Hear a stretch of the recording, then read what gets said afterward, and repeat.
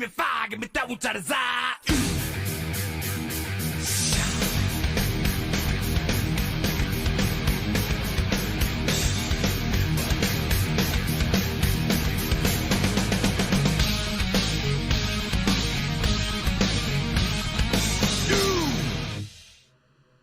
All right, welcome back to Wind Tunnel TV.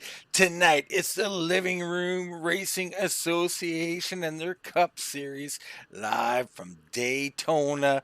Man, it's going to be a big, this race, 100 laps, going to be a grueling event for these guys. It's huge, first race of the season for them. Anything can happen. Everybody thinking happy thoughts about the future. Anyway, I'm Dean Doucette in the booth with me, Mr. Brad Patterson. Brad, first race. Everybody always high hopes here. Absolutely. This is the race that kind of sets the tone, if you will, for at least the beginning of your season, or at least the first couple of races. Everybody comes with high hopes and wanting to have a good show. Unfortunately, it's also one of those races that a lot can happen that'll be out of your control. Yeah, absolutely. We got the keys to the race here. We'll actually take these down. Brad, the big one. Now, these guys got 2 fast repairs, so they can come in and get this damage done. But still, even when we see guys use fast repairs, you don't want to be using them. And especially early in the race. So 100 laps, long race, carnage could be a factor here. Yeah, absolutely. Even with fast repairs, you'll be able to get your damage fixed as long as you can still make it back to pit road. If you can't make it back to pit road, you're still probably going to lose a lap. Yeah, you really are. These guys just winding down some of their practice, and unfortunately, some of these guys are going to have to go to a backup car after that wreck. Yeah, absolutely. It's a good thing fast repairs don't start during practice, or some of these guys would be out of them already. But that's a good thing. Get it done early, get it out of your system now, and learn those limitations and exactly how far you can take it. Yeah, that's exactly right. You're testing the limits of everything here early on, figuring out what you can do and can't do, and that's what these guys are working on right now. It's a big, big race. So, the one thing about Daytona, Brad, is someone takes a little trip around the road course here. I think that's Marcus Vandalee out here, and he's having a little fun with it. But, the expectations, well, I don't know what expectations some guys have. Some of these guys who are really adept racers at mile and a half, short tracks, and all of that, they're looking to get out of here without destroying their championship run. Other guys, though, this might be their best shot of the year for a victory. What does a guy like that do? I'm sorry, Brad. What is his mindset out here? Like, is he looking to come out here? It's win or go home, like checkers or wreckers? Not generally. Usually when you're talking about an individual that's going to be kind of a little bit more proficient at the super speedway, it's really just a matter of confidence going into the race. If you know how to run at the super speedway tracks and you're a little bit more accustomed to that, you're going to come into a race like this with a little bit more confidence on your side. And believe it or not, throughout the race, you're kind of more at ease. You're in your zone. You're in your element. You don't really get nervous because this is the kind of racing you do the majority of the time. Where that same individual possibly at like a short track might have the opposite effect where a little bit more stressed out. So but with that being said, the guys, it's kind of flip-flop. The guys that aren't very good at super speedway, those are the guys that are going to be in the way. Yeah, absolutely. Anybody who watched the real Daytona 500 tonight also knows, carnage is almost inevitable here. It's just a matter of who gets involved and who survives. So a lot of guys are looking to survive. Right now, they're starting to grid up. Now, the grid has been set, qualifying already done earlier in the week, but these guys are going to have to take a couple of laps due to a little glitch in iRacing when you don't have qualifying in the event. To avoid that glitch, they decided they're going to run a couple extra laps here and set the field. So we'll kind of have to wait it out to see who actually is starting up front and who isn't. But in the meantime, Brad, we take a look at all these beautiful cars down here on pit road. It's a sight to behold, man. There's nothing like it. Daytona lining up, getting ready to go. Yeah, absolutely. No, you got a lot of different paint schemes. I see quite a few, you know, quite a few Kyle Busch fans out there. It looks like got some old Valvoline schemes and Komatsu and Hendricks and just some good looking cars. Now these are going to be the Gen 6 cars, so these will be last year's cars. So these guys should be relatively familiar with the characteristics of the way these cars drive.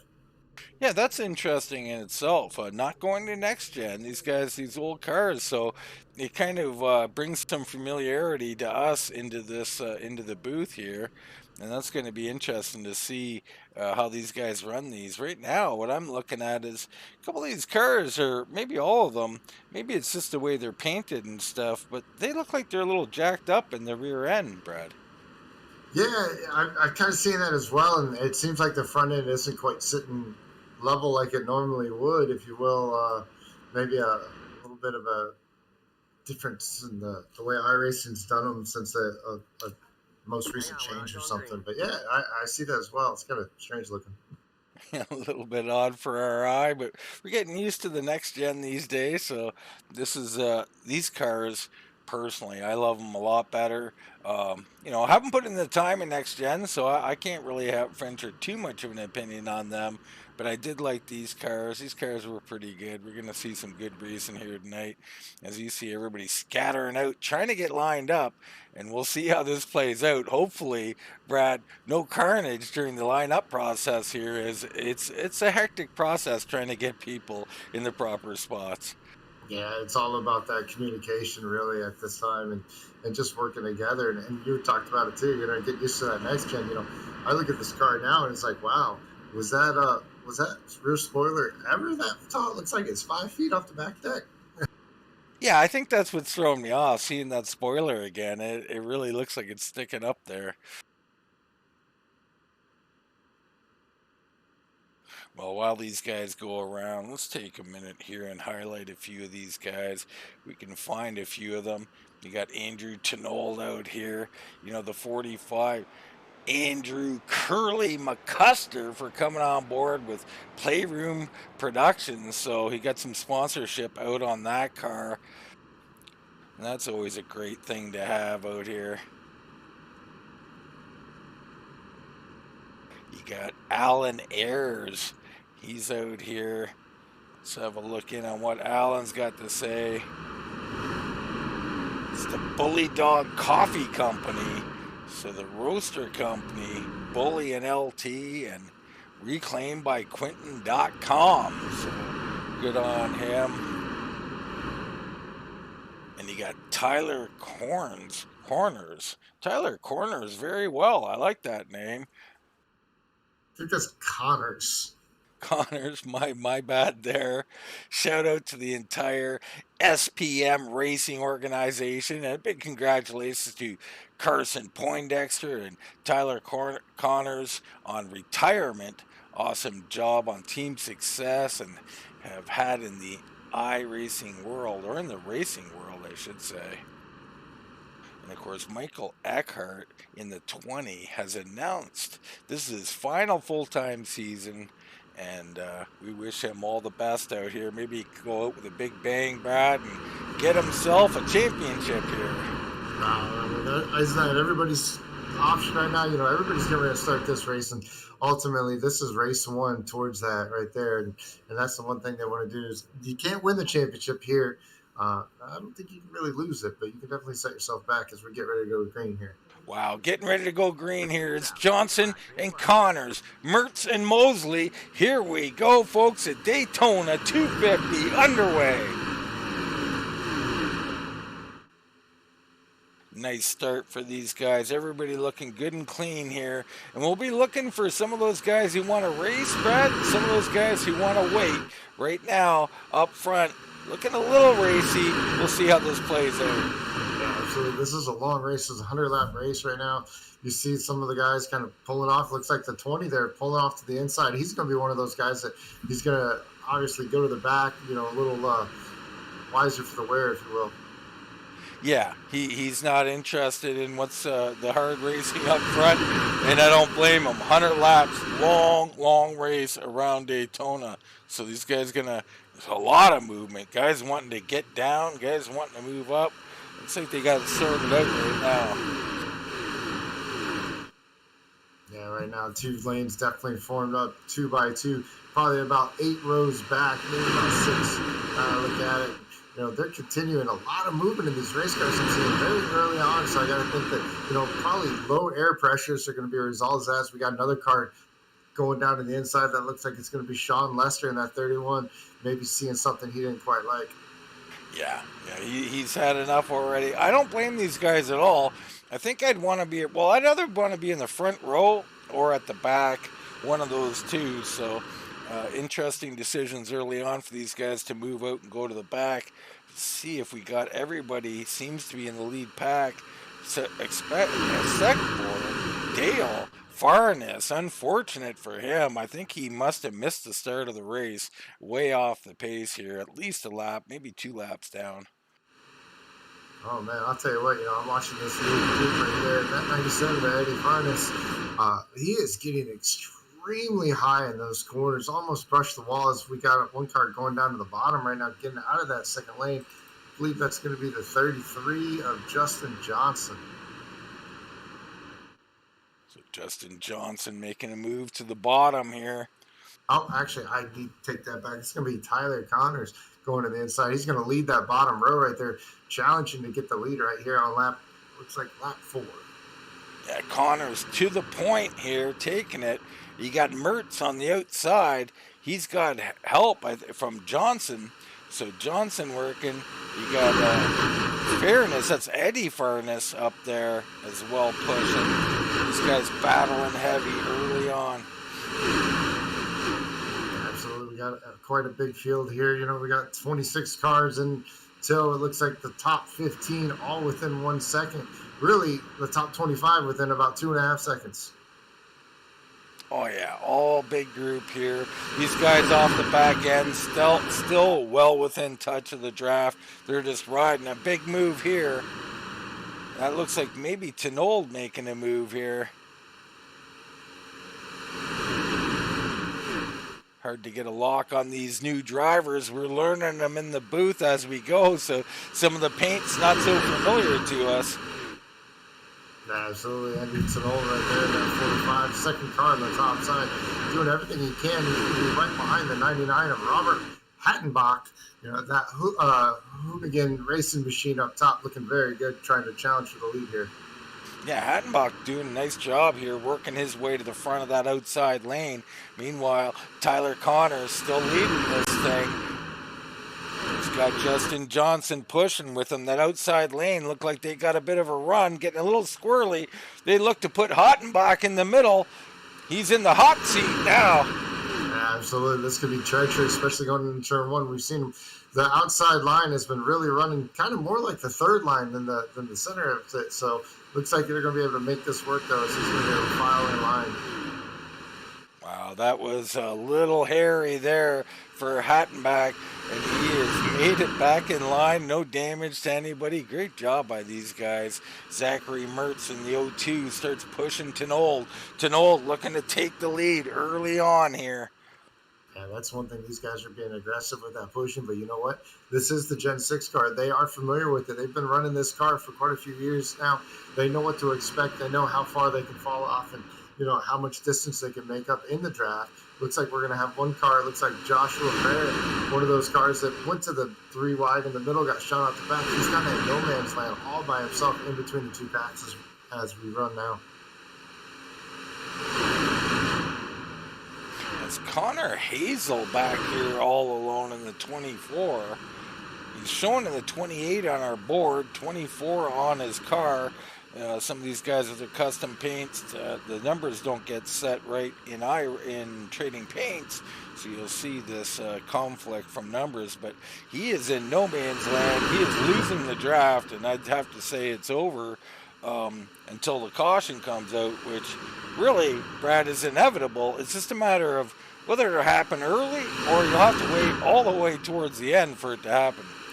Yeah, absolutely. I mean, it's predictable. I'm not going to say it's 100% inevitable, but it's definitely going to be predictable as well. The 0-2 extremely loose up there on the top side. I thought we were going to get a situation right there where it was going to happen. These guys do have a couple of fast repairs, some resets, but definitely they don't want to be using it, especially with not even 10 laps on the board. Yeah, Mertz up there getting a little bit loose. He is really pushing well, though. Him and Tenol are working very well together.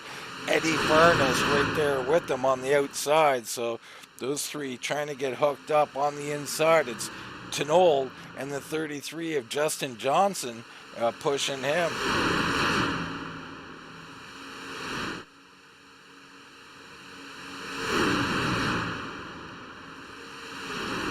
These guys continue to work very well together up top.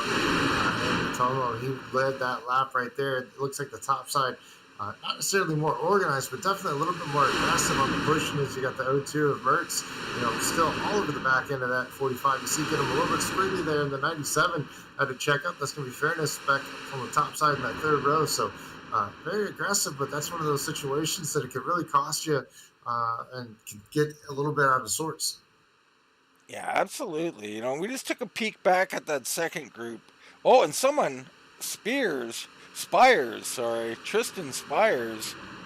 some kind of issue there, showing him, I think he might have just pulled out and kind of went down the track a little bit. But it's going to bring up that second group. The O2, Zachary Mertz.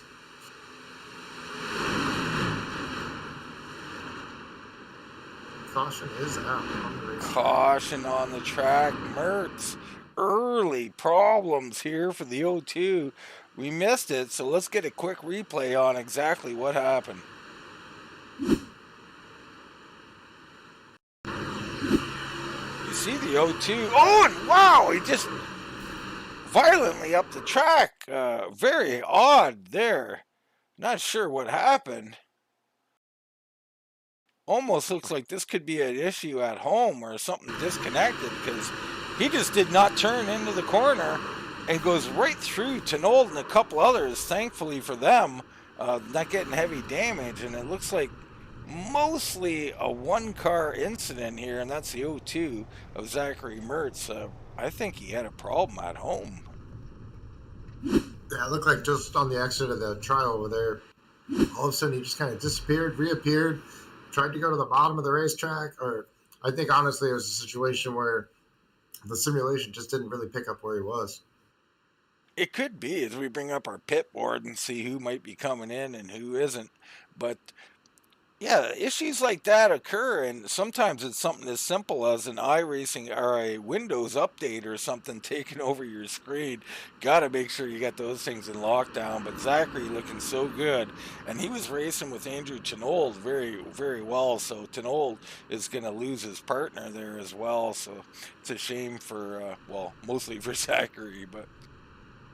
Yeah, well, we're sitting here on the caution and getting ready to come to pit road now. Oh, and the 44 of Connors just takes it to the inside wall. What is going on? The 44, Tyler Connors, takes that car through the grass and just takes it to the inside wall. Damage. I gotta think he stepped away or something. I don't know what's going on, Brad, but guys are coming in. We got a lot of takers on pit road. A strange event from the 44 under caution going down to that wall. Wow. Yeah, absolutely. Maybe again, I got to think that that's a home issue, maybe a hardware disconnect or something like that. But that was one of those deals where it just had a mind of its own. Yeah, he might have just thought, oh, I got a couple of seconds. Let me just grab something a little further away here. And that was enough to get his car turned. And I don't know, but strange event there.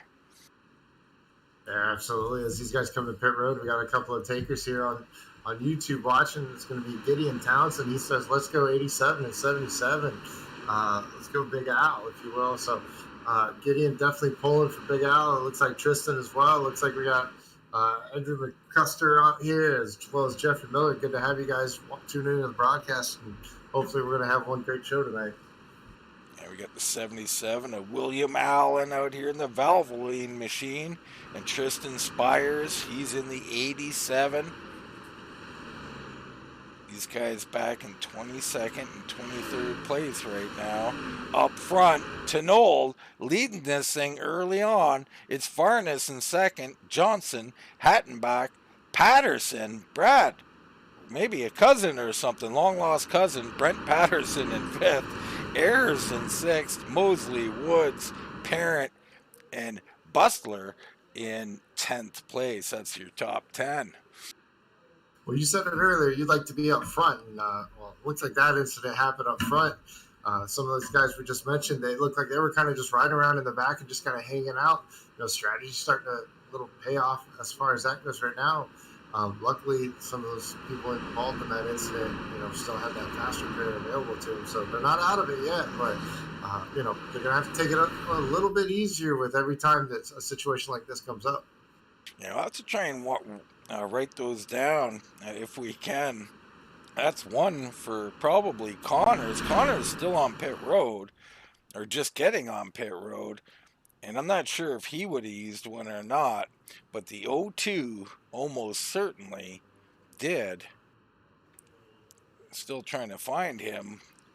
That's Zachary Mertz back on the track, so Mertz using up at least one of those two fast repairs. Yeah, I don't know if the 44 used one or not. He definitely took a tow back to the pits. So it took him so long in the pits, if you will. Yeah, I think he probably used one. I'm not seeing a lot of damage or anything on that car. We'll try and get a look in on it here. Yeah, there's no real damage on the front end, and he hit pretty hard on that inside wall, so I'm going to say both Connors and Mertz both using a fast repair. But up front, Tenold, he's been good out here so far. We're going to see if Farnes has got something for him now. He's got a little bit of help from Hattenbach, who looked so good and was shuffled back when he got pushed to the middle. But Justin Johnson right there on the inside pushing Tenold. Going to be a battle up front. Yeah, absolutely. We're going to have to find out who's who, because now all of a sudden you're separated from the guys that you were working so well with before as we're getting ready to come to green. Green, quick green when he pulls off. Tenold takes him down through the tri-oval, heading into one, getting a good push there from Johnson.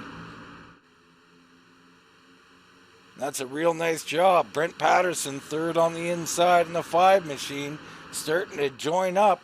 The outside line fading up a little bit high there.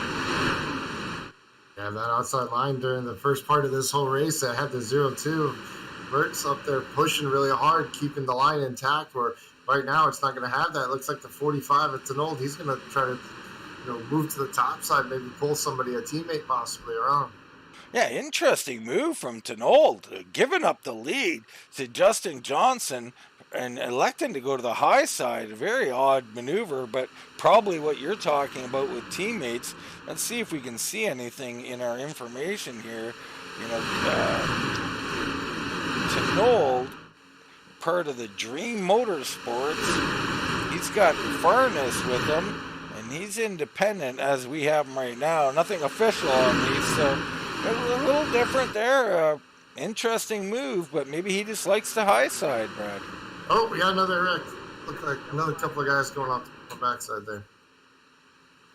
Yeah, we got someone spinning around. That's the 96 of Dale Farnes, who got back in this thing because of the caution, and now we're under caution again. Let's get a quick replay and see what happened to Dale.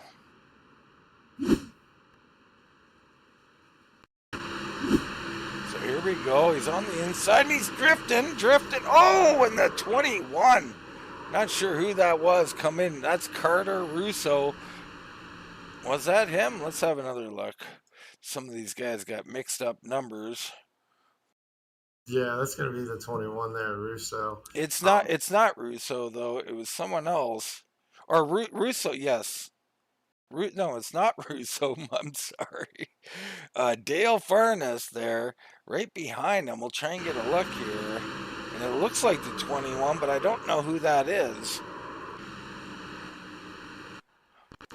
Yeah, I've got the 96 of Galvin after the contact on the top side with Chase Pierce in that 17, coming down across the nose of the 20, maybe the That was 21. it was Josh Van Westeren.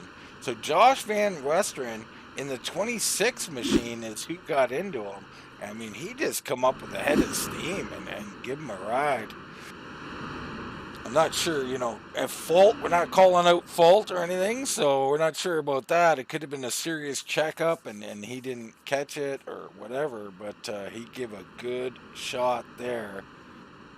That was to Dale Furness, and Furness in trouble. So bring up our pit board again and see who's in. Looks like a couple of takers here. Pierce coming in.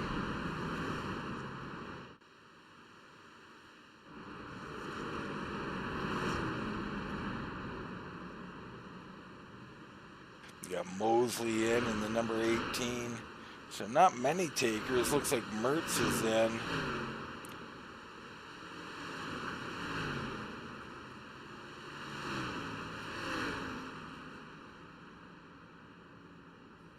Brent Patterson down here as well.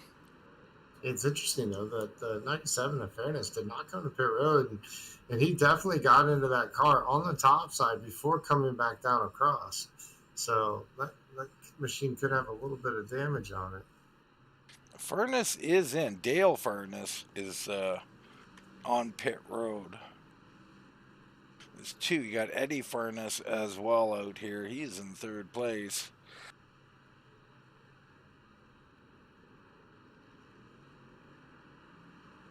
Interesting start to this event, Brad. And you think about this event very early on. This is the last thing you want. I mean, you do got fast repairs. I mean, you're not done. But the last thing you want to do in what will be an aggressive race, probably because those fast repairs are available to you, you're going to be a little more aggressive. God, you don't want to spend them early, man. You want to save those things for later on. Yeah, you really do. And the other thing this does is, it kind of adds to the mental fatigue. I mean, you're sitting there and you're trying to do minute adjustments. You're trying to really stay focused on doing everything. And what these cautions do is they break your concentration, they break your rhythm, and it's really hard to sit there and go from racing to caution, racing to caution, racing to caution. I mean, it just over a certain amount of time, it's going to break you down, and you're going to make more mistakes. Look in on Alan Ayers here in the 94 machine. He's got someone over on YouTube giving him a shout out.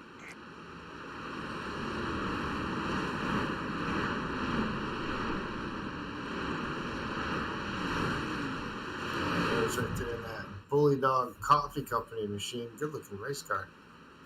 Yeah, it really is. You got Tristan Spires out here. Got a fan out on YouTube as well. Hanging around in 20th place right now. This association, the Living Room Racing Association, they're in their 12th year now, 12th consecutive year of operation, Brad.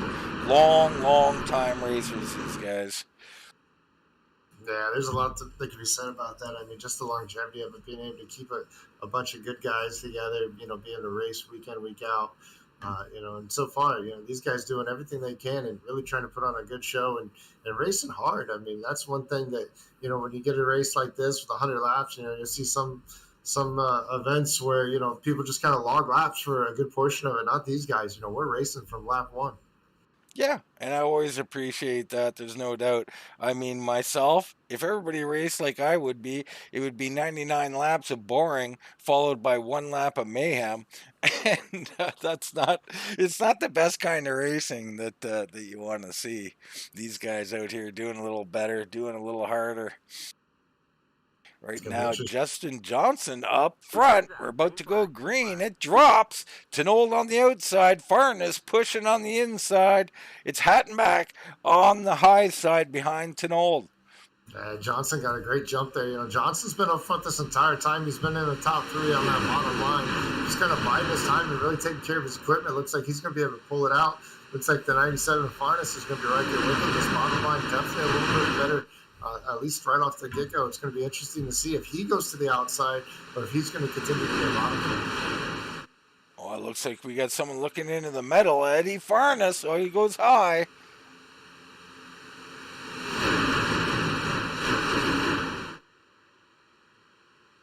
Tanold right to the bumper of the 97. Big push from Tanold. That outside lane gonna get up here and take the lead. Yeah, big monstrous push right there that we saw right there. Put that 97 back up front. He's not going to go back to the bottom though. He's content with riding on the top side. Uh, right now this top side is the one that's being very aggressive as far as making sure they're getting the push, and we're going to see it again right here as the 45 closes right back up on the back end. Now, Brad, when we talk about pushing, you see what Tanold's doing out here. Talk a little bit about how you push on this track, like kind of the do's and don'ts of what a good pusher will do. Well, I mean, the biggest thing is being familiar with the car in front of you. That's one of the main things, and pushing through the corners is one of those things that you don't really want to be able to do. You want to kind of fall off the back of them, as it looks like we had one car go to the top side right there. That's going to be the 45, I believe, or I'm sorry, the 27 of Joshua Parent going to the top side. But yeah, you want to kind of stay off them and really utilize the push down the straightaways, use the corners to kind of breathe that motor to make sure it doesn't get too hot. It looks like the 94 going to go up and block the 27. Wow, Ayers with an aggressive move to the outside, barely slipping on the front there. Up the track goes Johnson and Vanderlee. These guys, the outside lane seeming preferred, but no, down to the inside. I don't know, is that Van Western? I'm not sure who that is there. The 94, that's going to be Alan Ayers. I got to get used to Alan Ayers. He's going to be a main player out here, down on the inside, leading that lane. And we got a lot of shuffling going on here. Johnson trying to control both lanes here. Johnson almost got put in that middle lane, though, by the 51. Almost. The 51 had to back off and kind of was a little bit generous to him as far as just letting him in, but you see him right there. He's on the very top side. He's really pushing him through the corner. Make sure he's just not going to upset this car going through the corner. Did you just call Marcus Kyle? I think you called him Kyle Busch. He's going to like that. No, I didn't call him Kyle Busch. He still got all four fenders on that machine. The 24 slipping back. That's actually on our scoring. That's Connor Hazel in the 28 on the scoring, 24 on his car. And he's going to go all the way to the back and hold on to this draft. Up front, Johnson still getting a good push from Vanderlee. And on the inside, Joshua Parent trying to get something going along with Eddie Furness. And these guys are racing extremely hard. A couple laps ago, you would have thought it was the white flag lap. You wouldn't have never thought you had almost 80 laps to go. It is fun to watch. We're going to have 70 laps of last lap style racing as the 02 slips out of line. That's Zachary Mertz falling to the back.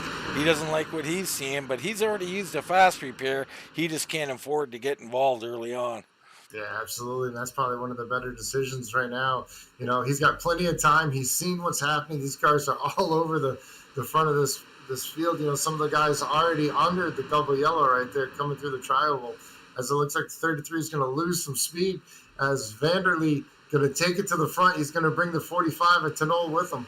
Wow, Tanold, an aggressive move to the bottom. Vanderlee sees it and counters it. Johnson heads to the high side. Cars moving in and out of line. I love it. Sheet metal for sale. Get it cheap. It's going to happen soon. It's going to happen soon. There's no doubt about it. You just don't want to be the guy involved or causing it. The 33, Joshua Johnson, all over Marcus Vanderlee on the outside. A heck of a push. You see the biggest part right there is that lead car just kind of going back and forth, not really being under control, not necessarily being under control, but not stable. Doesn't give the guy behind him a really good platform, because if you get off center on these cars too much, you will definitely hook them and turn them around. Yeah, and that's what the concern is. You get those cars wobbling, and we've seen it. Now, what about tire wear, Brad? Is tire wear a concern as this run goes on? Are these cars going to get looser? Are they going to get harder to control? I don't think so, not for a little while. I mean, do remember we have had 2 cautions, so quite a few, and it took a couple of laps really before we started this run. So most of these guys have come down, gotten tires and everything. Like, oh, there it is, the 51 turn. It's the big one, folks. Massive pile up. My goodness, they're still wrecking out here. And this is the big one.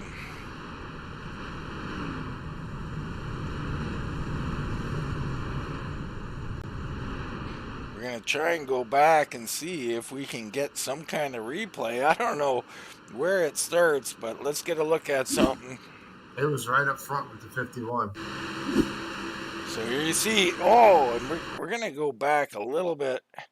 We're going to catch what happened up front. Now that was Vanderlee. He's getting pushed, and exactly what you're talking about. Not lined up. We can see it on the freeze frame there. The 33, a little off center on the push. Here's the outcome. And it just hooks him. Exactly what you called with your crystal ball again, Brad. And the carnage ensues. Guys coming back on the track. And no fault of theirs at that point. There's too much speed and out of control. Several cars involved. My goodness. And I'll tell you what, one of right now, if you will, one of the smart moves of the race, I'm going to have to give it right now to that O2 of Zachary Mertz. You know, we saw him a lap and a half ago just bail out and say, no, this is too much for me.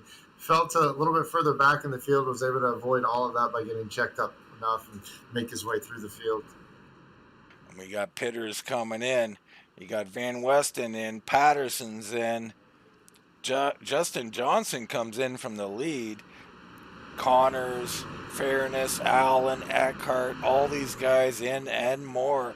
Pierce, Spires. Oh, and they're getting hooked on the pit road. The 97 of Eddie Furness just got hooked on pit road. And he spins that car around, smokes him down a bit, and gets to his stall. I don't think he's going to be too happy with that. Well, that was actually kind of strange because it looked like the 97 was just going down pit road, hung a left like he was going to go in his box. Maybe got confused of where he was, and then just turned right to get back out. Maybe missed his stop right in front of the 51. Could be. I mean, he's in his stall now, so it's odd behavior. We've seen a couple of odd little things here, and just a little confusing. You send this many cars down pit road, you're bound to have some confusion, Brad. Yeah, absolutely. I mean, shoot, we're confused sometimes calling the car numbers because they're not showing the correct one versus scoring. Yeah, and that's something, we'll get straightened out with the league members. It's a simple fix. They're just some custom numbers they don't have quite set up properly in trading paints, but we'll get them to do that for next week. Right now, Hattenbach back up front. A guy we haven't mentioned is Jonathan Woods in second in the number 2. Will Bustler, he'll take over third. Sean Lester in fourth. Devin Gavin fifth. Zachary Bajirknis into sixth. Devin Mobley, Connor Hazel. Then it's Justin Johnson, first guy I think out of pit road, along with Patterson, Eckhart, Mertz. Pierce looks like he's coming in.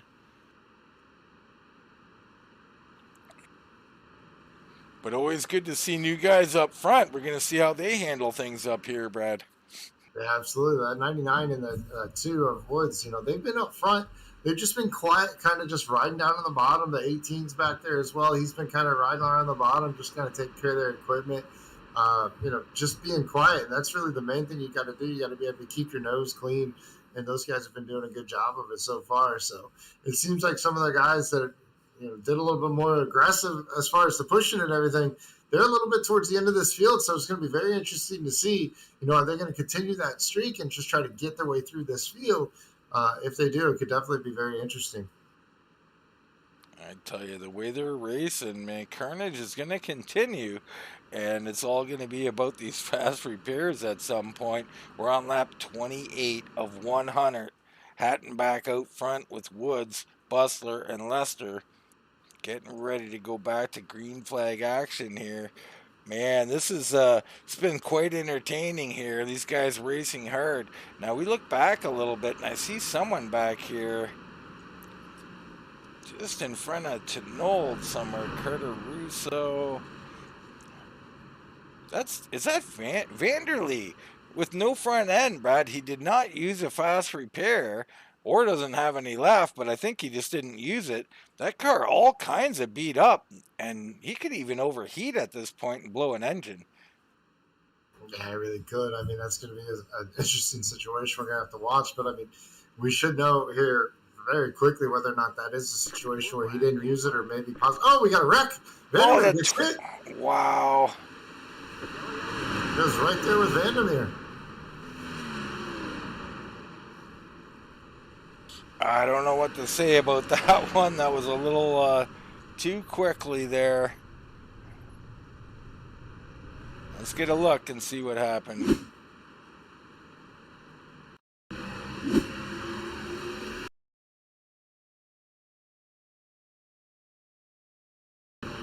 See if we can see anything. Not sure. It looks like it was with the 26. Sounds like a misshift. Went to first instead of third.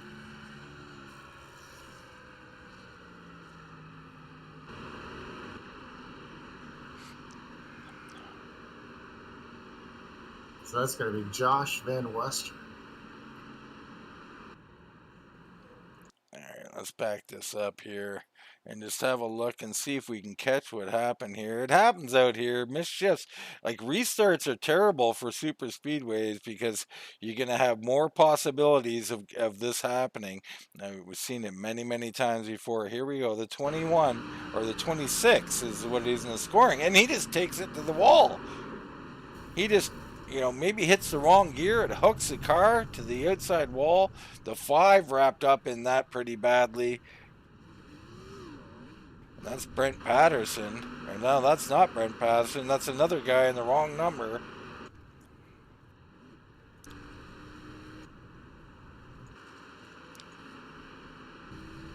That's going to be Mark Ketteman Jr. in that 5 car. He got hit pretty good in that. Yeah, I'll tell you what, if you're not in the top 2 rows right now, you're going to be out of fast repairs in about another 5 laps with the way this is going. Yeah, this, you hate to see it when these restarts happen, Brad. We see it all the time. It's so simple to miss a shift, miss a gear, or quite frankly, just fall asleep at the wheel and, start in third gear or something, and it causes another wreck. You've got to get these guys focused and get them into to get going green, or they don't even have a shot. But right now, Mosley, Ketteman, Pierce, Parent, Farness, Tenold, Connors, all on pit road. These guys trying to come down, get as much repairs as they can without using the fast repair. Some of them might even be out of fast repairs. I mean, we're starting to get into a situation here where, tempers are actually starting to flare. I mean, you'd think it's Bristol out here. Yeah, well, they will, and it's a lot like Bristol. I remember looking at the schedule, Brad, and seeing not this year, but in a past season where you had a super speedway, 2 short tracks, another super speedway. That's 4 events where heated words can be exchanged, and it's almost a league killer because the anger that can be involved in these type of races. My goodness. All right, now the biggest thing that they need to do is they just need to, get it all out of their minds. Sit there and take a deep breath and just kind of regather their stuff. I mean, the guys up front, they're sitting there and they're like, "Hey, we just want to do green flag. We want to be able to just run away with this thing because we're having a great night." The guys a little bit further in the back, they just need to, take a breath. Well, Whatever's happened. Brad, if you're sitting right now and let's throw 12th place at you where Dale Farness is, what are you thinking as this pack forms up and starts going green? Are you thinking I got to get out of here? Depend. You know what? Depends on how many fast repairs I have left. It's one thing when I got a backup car still sitting behind the wall. If I'm on my last car, I'm probably going to the back. Let's be fair though, the racing has been good. I've been enjoying these guys have been putting on a good show, pushing well and everything. But cautions breed cautions, the old saying, and we got to get past these initial starts here, and we'll get rocking again. Hattenback, Bustler, Woods, and Lester up front.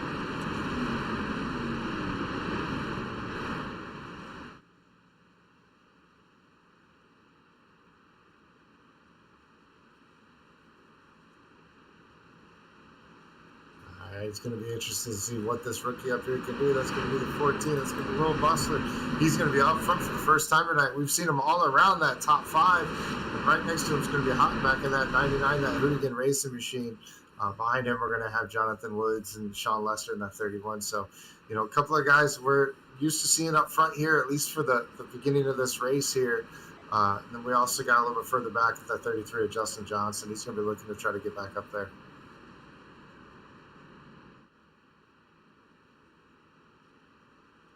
All right, Lester going to look to push Bustler up to the lead. Hattenbach and Woods going to try and hold him off. Ready to go back to green flag action here in the Daytona 250.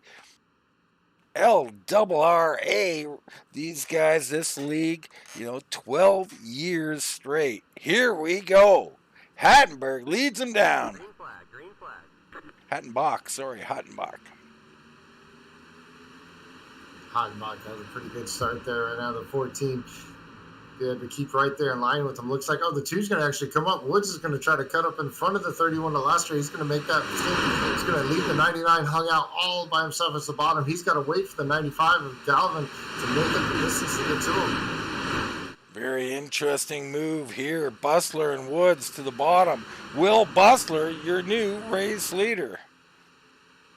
Yeah, those two guys made that look like they had it planned. I mean, it looked so easy. Yeah. Lots of planning, lots of teamwork out here.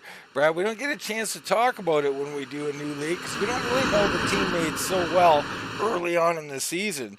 But it's huge here at a track. I mean, when you look out here, you need friends, you need teammates. Yeah, absolutely. Teammates are so vital at a place like Talladega or Daytona. But one thing, I'll deal with somebody else that's not necessarily a teammate. I might not even deal with my teammate just because I don't trust him. If I trust him as a driver, or the way I race and that guy races kind of the same similarity, I'm going to tend to go with him. It doesn't matter, manufacturer, teammate. At the end of the day, I got to be comfortable, and that's I think that what these guys are learning who to be comfortable with. You're making me feel a little uncomfortable. I'm your teammate. What's he saying, folks? Is he cutting me up? I think he might be. It's hard to tell. Right? I know. I got an incident with somebody, and it happened to be a teammate the other day. That's all I'm saying. It was painful. Eckhart on the high side in the 20 machine. Someone getting stuck in the middle there, running it down low. He's going to fit in. I think that was Galvin there making his way, or that was Hattenbach making it back into third on the bottom row. But up on the high side, Michael Eckhart trying to make a move. He's got help from Justin Johnson. And we got one car deciding he's going to go back to the back field. He's not feeling a little what's good going on. But one car, I should say, making his move on the top side. He's made up probably about 5 or 6 positions. That's going to be that 87 of Tristan Spires. He's a lone car up there on the top side. He is trying to make his way back up to that front group. He's been able to make up a few spots. He needs somebody like that 77 of William Allen to jump up there, give him a push, and they'll both make up quite a few spots. Yeah, it looks like he's going to make it up there by himself, but right now that outside lane not really pushing as well as they were earlier. Not able to get up here and fight for the lead, and they fan out a bit here. Potential 3 wide, cars going low, cars going high. Back and forth they go, shuffling them up. And you got to love this movement. I mean, these guys switch lanes. They don't care. As on the high side right now, looks like potential teammates, similar paint schemes hooked up to black cars. Johnson jumps out in front of them. Or is that Johnson? You're probably looking at the 96 of Farness and the 97 of Farness up there on that top side. They're going to have Devin Mosley in that 18 right in front of them. So they're going to be the first 3 cars on the top side, followed by the 02. Yeah, that was Mosley in the yellow car, much similar to I think that's a DeWalt machine of Johnson. So Mosley on the high side, but that high side just not going right now. And now they're looking to go 3 wide with lap traffic, and there's contact. They're wrecking. The 18's around. No real other damage. Yeah, that just wasn't really needed right there. I mean, we're 36 laps into this race. We've seen multiple cautions already, and it just didn't need to be happening. It didn't need. Let's have a look at it. Devin Mosley getting turned there as he's put 3 wide.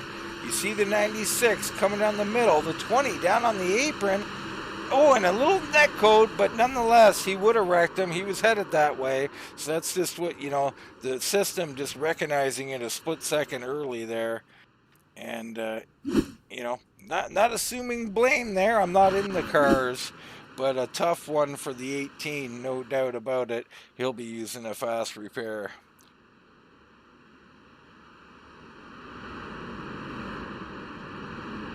And the fast repairs, slowly but surely, Brad, are going away here. We're only 37 laps into this 100-lap race.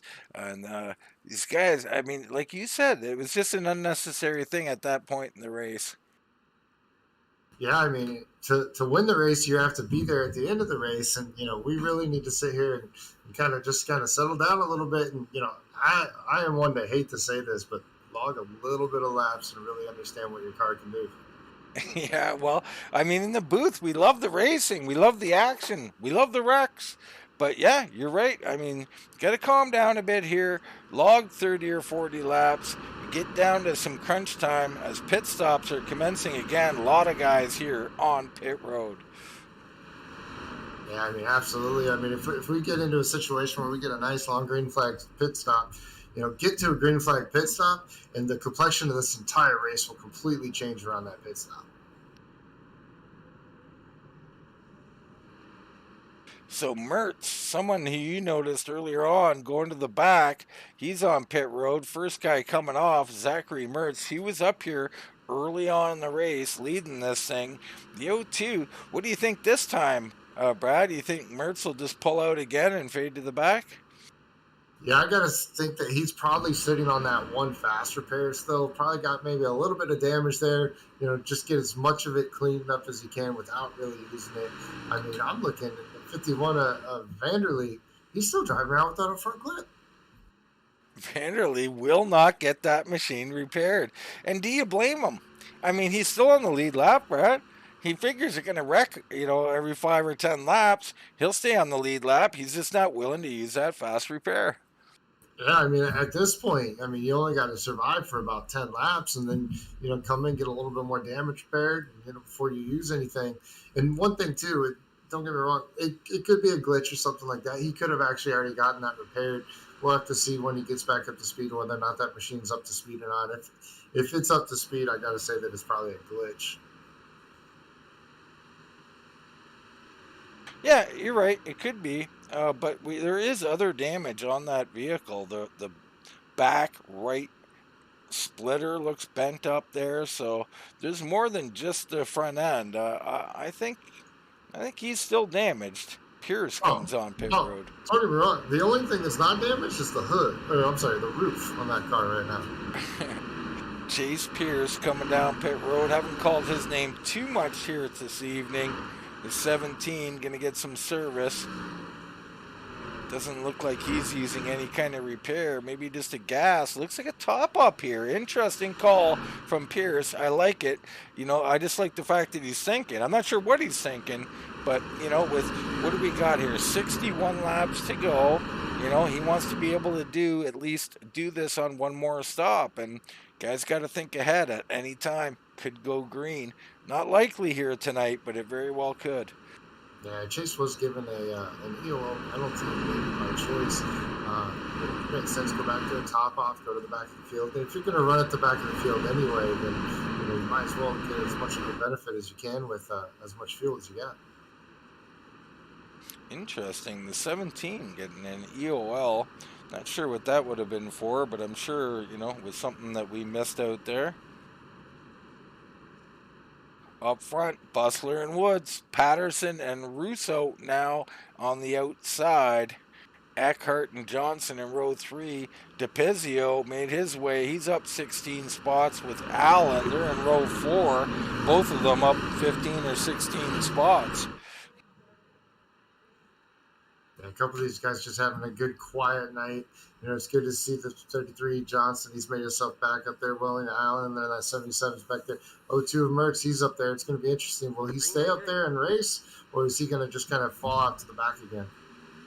Here we go. Inside lane, getting a good push here. That's the 5 of Patterson. giving a nice push. He's got Johnson on his bumper as well. Outside lane, looking to form up with Woods leading the way, but Now Woods left out to dry. the 9 did not get going at all. He actually restarted very slow on that inside. Two cars able to get right down underneath him. So I don't know if that was a teammate situation or not. Looks like the 77 to Allen. He's deciding he's going to go to the back. He doesn't want any part of this. Yeah, William Allen dropping off to the back. Out front, Bustler leading these top four and almost getting away. That won't last. Now, what it will do, though, it will allow that pack behind him to get a very large run coming up on him. They're going to come up on him in a hurry. That's going to be Johnson. He's going to have a decision to make. Is he going to fall in line, kind of slow down to be able to meet the back of that machine, or is he going to take the momentum and go to the top side? Well, a 21 thinking about it, but he doesn't. That was Carter Russo peeking a peak. Out right there on the back stretch as Mertz gets to the top side. Looks like we're almost going to be 3 wide, possibly. They get it back down into 2 as the 20 of Eckhart following in 21 right up front, followed by Eckhart. The 02 of Mertz making his way up. Yeah, Mertz coming up to join this group. It's Russo and Eckhart. Not sure who else is in there. Zachary Mertz. DePizio up in 5th place here.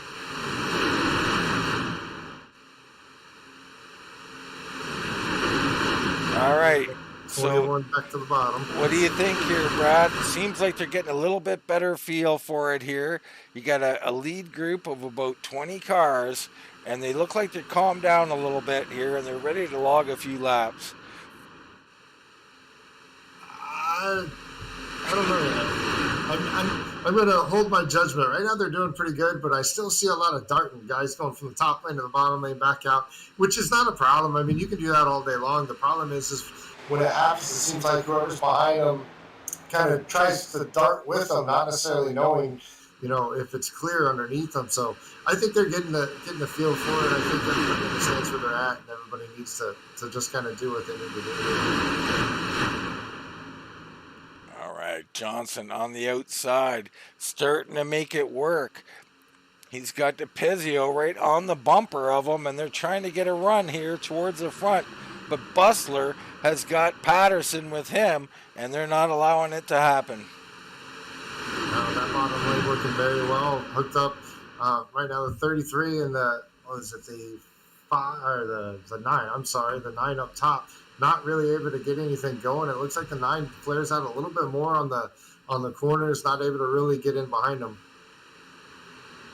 Take a look in on this second group. They're about 4 seconds back. That's Kedeman, Pierce, Allen, and Hattenbach well off the main group. Back to the front. Bustler and Patterson still leading. Russo and Van Westeren up there. Yeah, you see it though. These guys back here starting to fan out a little bit. A little bit of 3 wide action. A little early for this, especially if we're trying it. It looks like again it's going to be that 97. Wow, the 20 really pushing the 44 of Connors. That's Eckhart and Connors. They're getting a little squirrely while they do it. They got a blinker behind them having connection issues. Yeah, I like the strategy of these 4 up front. Tuck in line, don't do anything, just go forward. Trying to get away from it. 33 of Johnson, he's trying to pull him back. He's going to have the 9 of DePizio as well. It looks like Johnson not content to ride though. He's going to go right back up to that top side. Yeah, Johnson, man, he's been doing a great job out here. He's looked under control, but he has never been content tonight. He always wants to go to the front. Don't blame him there. It is called racing. No help on the outside right now, though. Yeah, no, that's one of those things. If you're going to be aggressive and the rest of the field just wants to be calm, they're going to hang you out to dry and let you go to the back. That's exactly what you're seeing right now with Johnson. And Johnson's had a good car. It seems like he's been very patient and, hasn't been any type of a reckless or an endangerment, if you will. But right now it looks like these guys opting to at least ride till the right person gets in front to go to the top side. Comment down on YouTube to say Tristan is just buying time. That's the 87. Tristan Spears sitting back here in 15th place. And you take a look at him, Brad. I mean, he's being nice and cautious, space in front, space behind him. This is how I like to drive. It's not too fun, but, you'll keep. Oh, and they're Oh, wrecking. Big wreck up front. Yellow flag out. 31's up into the wall. The 2 is involved.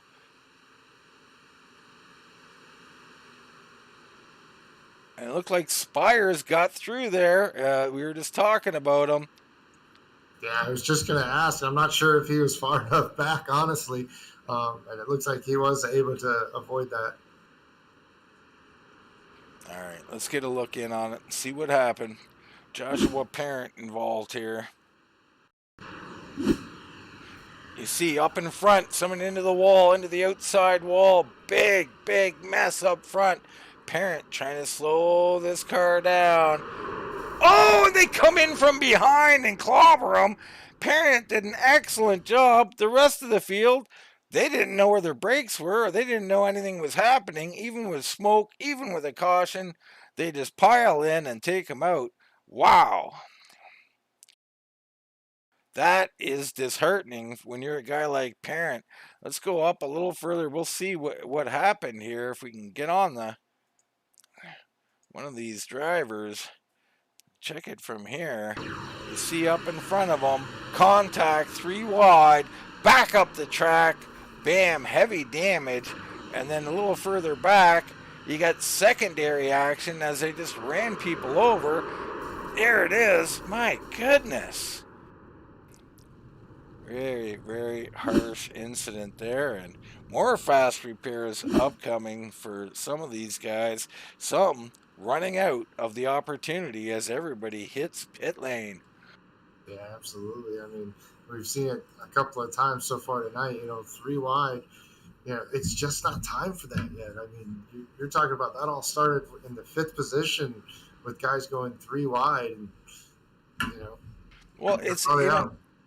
I mean, for me, you know me, Brad. I always say these races don't even start until green flag stops commence. But if you're never going to have a green flag stop, well, that I don't even know what to think about that. But for me, you got to ride for 30, 40 laps. Get to those green flag stops. That's how you win and lose these things. Where are you going to go otherwise? I mean, it's a draft.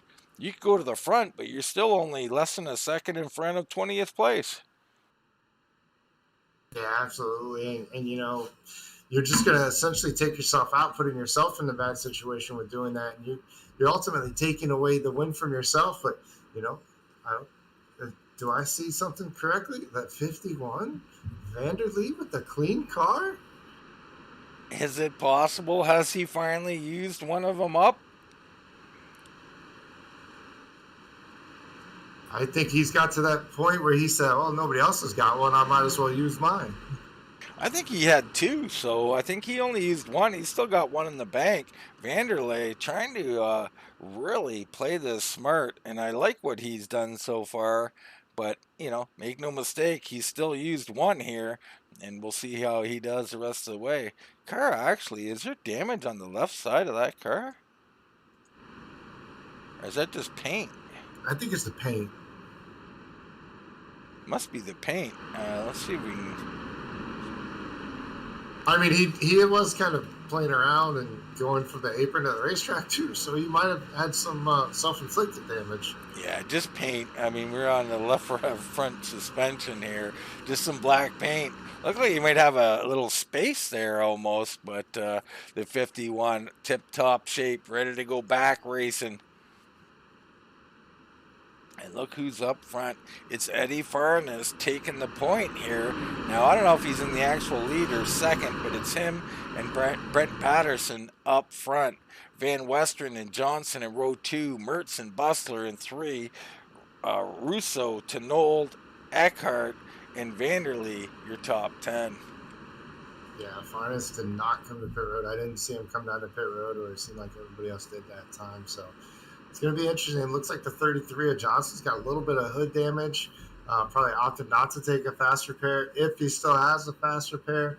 I mean, we're at that situation now where, when we see damage, there's nothing to say that thing's actually going to be able to get repaired. Someone asking about why Alan Ayres is lapped down. I think Ayres is having connection issues. I'm not exactly sure on that. I can't remember what happened to Alan to make him get multiple laps down.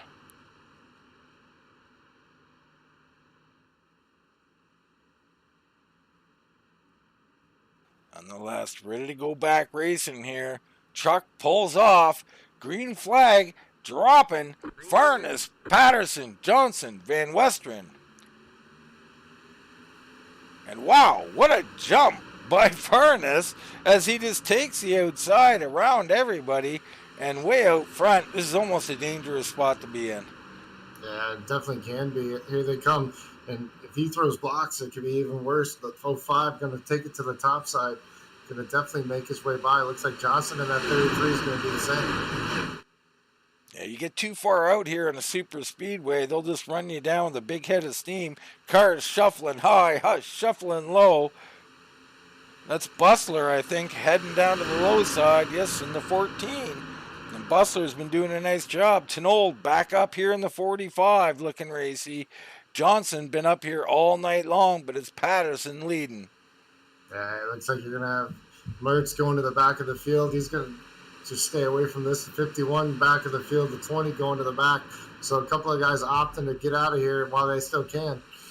Yeah, Mertz still playing it cautious back there. Up front, Tenold pushes Johnson and then abandons him, takes the low side. It's Andrew Tenold looking for the lead, and he's got it. Yeah, that was a good move by Tenold right there. He got right to that edge where and he pushed him a couple more times. I think he would have turned him, just got offset enough, said, okay, you know what? Either I keep pushing here or I'm going to turn left and I'm going to take the lead. That's exactly what he did. This group is really starting to walk away. If they're not careful behind, they're going to lose them. You got Bustler. No.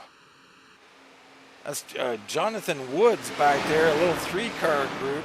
He's got Woods, Pierce, maybe Mertz. Mertz actually a little further back as those three cars catch up. It's Mertz and the 20 of Eckhart and the rest of the guys looking, and I think they're all okay. I think they'll catch back up here. Yeah, it's getting racy out front, though. Looks like 33 of Johnson going to be a power on through it right before you saw that, though. 10 will try to actually go up on the straightaway and throw a block. Almost got turned in the process. Still shifting lanes left and right. The 21, Carter Russo to the point, taking the lead here on lap 52 of 100. But Johnson battling back at the line. It's going to be Johnson.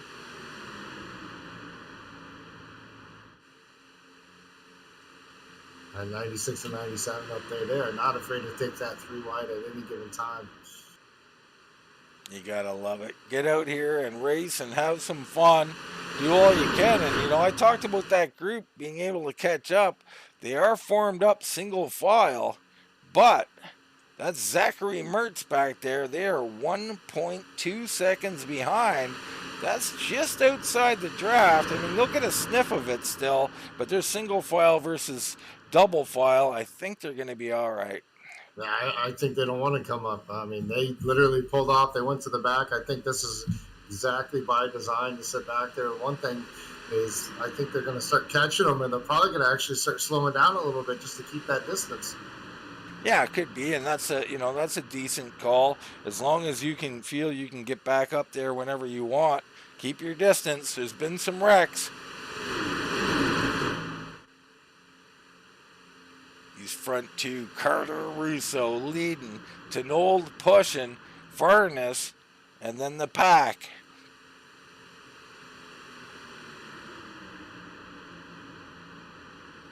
My goodness, Brad, we barely had a chance to catch our breath. These guys racing so hard, so early. We're just past halfway now, and they're still shuffling lanes. I mean, they're never content. No, they're really not. You know, they're continuing to do it. We had a little bit of an issue with the guy, connection issue. It looks like he's going to start dropping to the back. That's going to be the 10. But up on the top, that's going to be Andrew Tenold on the top side. Right behind him, he's going to have Dale and Eddie Fairness. And I don't think they're going to sit there. I think as soon as the Fairness is going to be able to get clear, I think they're going to go right underneath to the bottom. There he goes. 3 wide, Dale Fairness. I'm not sure which one's which at this point. The 21 making his move. Russo coming back strong. Looks like Dale Furness, he got shuffled back a little bit, but he's still right up there.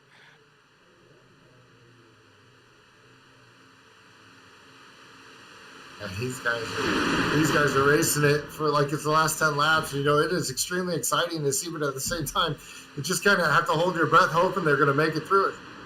Brad, I've been trying to hold my breath and talk. I mean, it's not easy. Oh, certainly not. You know, oh, we see a little bit of a block to the top side. Eddie Fairness goes to the top side. Oh, Oh, a little wiggle there as maybe a little contact, but all is well. somebody tell them they don't have to lead every lap. They do, Brad. They do, and they want to, and I'm loving watching it. Go for it. Why not? I feel like this is Tin Cup. Go for it. It don't matter. Oh, absolutely. I mean, at some point in time, though, you got to have a car to finish. You do have to have a car. 2 fast repairs, many of them used up by now. Highline with the Farness brothers up there, and I'm not sure if they got a run or not yet. They look a little unorganized. Yeah, it looks like a little three wide going with them. They just can't seem to get squared up on each other. Maybe it's a situation where one of them has a little bit more damage than the other, or you know, you often get one guy who's really good at pushing and one guy that's really good at leading. Sometimes they get switched up and it just doesn't work out. Well, I'll tell you what, let's hop on board with one of these guys. Let's go on with Tristan Spires here and have a look at what he's dealing with in the in-car camera. Now, he's going to be a little bit, patient and calm. He's waiting for the end of this race, playing it smart out here. But out in front of him, you see cars wobbling left, wobbling right, 3 wide, 2 wide. I mean, they're shifting lanes. It's a lot to handle up here. Look at there. There's another drop down to the bottom. Ooh, he's extremely loose on that third lane right there. You saw him getting in the corner. The car wanted to just step out from him. And I don't know how he's driving with his eyes closed like this, because that's what I'd be doing looking at what's in front of me. Well, they are. These cars are moving around a lot, Brad. Maybe we've underestimated and forgot what these cars are like to drive. They look very jittery. I don't think it's the drivers. I think it's the cars and the setups, a little loose, and you see them all bouncing, bouncing. Nobody's straight and smooth. Yeah, it's definitely a situation where they need to sit there and just kind of, you hear it on the throttle. He's backing off before he gets to the throttle. He's getting huge runs down the front stretch and the back stretch, but then he's able to back it down. And he's just really running that extremely high line, which is a little odd, but not too bad. Kind of probably run the middle if he's loose like that. Would probably help him out a little bit more. It could be just, trying to get whatever visuals. I mean, he's well off, right? Tristan just taking it easy. I like what he's doing personally, and especially now that I had the comment in the chat. This is what he's doing purposely. I like it. There's no need to be up here racing, and these 5 guys up front now, kind of pulling away a little bit. I mean, they're not going to get away, but they're looking good. That's Johnson, Pierce, Russo, Patterson, and Van Western.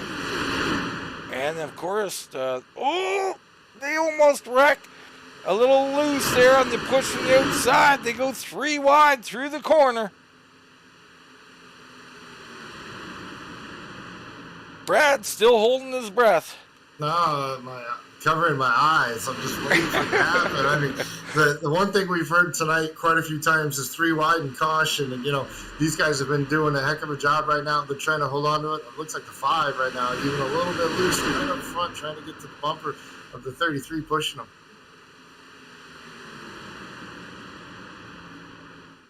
My goodness. I mean, there's just no holding back. I don't know where you think you're going. I mean, look, they're trying to get under each other. When they're hugging the yellow line on the straightaways, they're trying to duck under one another and force each other out. I mean, it's fun.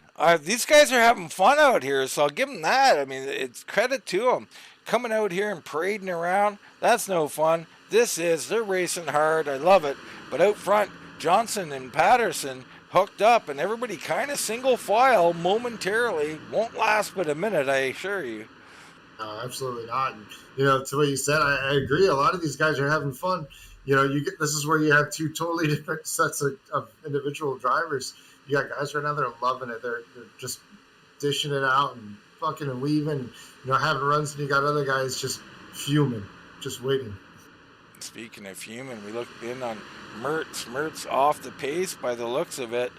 He is getting lapped as we speak. So Mertz in a world of hurt out here tonight. Lap 62, lap 63 now of 100. Johnson and Patterson out front. Yeah, There's look still at 3 wide behind him. Tristan, trying to be safe, is being put 3 wide. He's going to fade to the back. Yeah, he's in that weird situation where he's trying to play it safe by being at the back, but he's too close at the back. Whoa, and they're wrecking. There goes Tenold. Farnes and Tenold wreck. They come back on the track and take everybody out. My goodness, that was ugly. Yellow flag. Coming back on the track and just mangling the field. Not nice, Brad. No, not at all.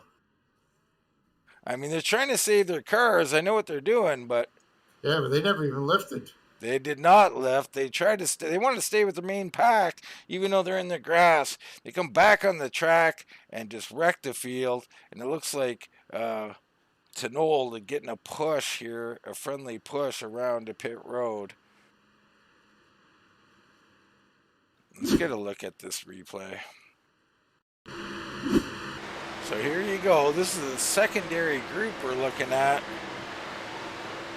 And you see the 2 cars come back up simultaneously and just take them out. I mean, let's get another look. Let's maybe hop on board with let's go on board with, say, Tenold here.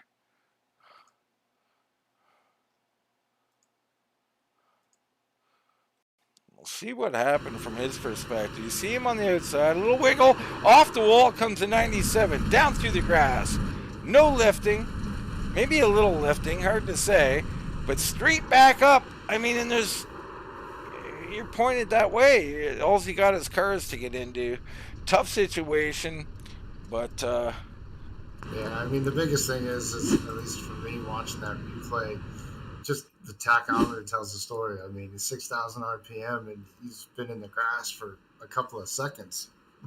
yeah, I mean, you just get caught up in the moment. You know, I'd say we're not laying blame, but actually we are. I mean, there's guys out on the track, right?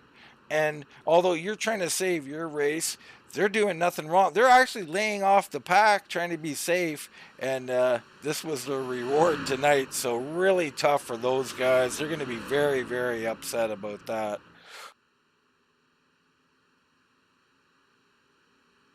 But as we always say, one man's demise is another man's opportunity, and it's Connor Hazel right now out front. Now, I don't know if he still needs to come around or get a pit stop or not, but Connor Hazel up 18 spots on the night, the current race leader. Yeah, absolutely, and we'll have to check back and see. We saw just Zachary Mertz just get lapped.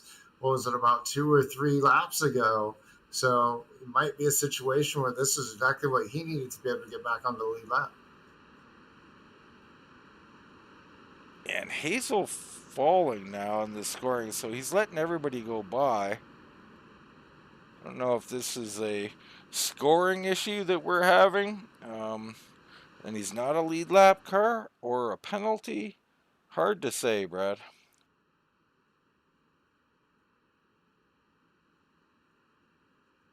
Well, you got to say it's been entertaining, Brad. I mean, I've never seen a tandem, like I've seen synchronized swimming, synchronized dancing maybe, but this was synchronized wrecking coming back on the track. Very interesting.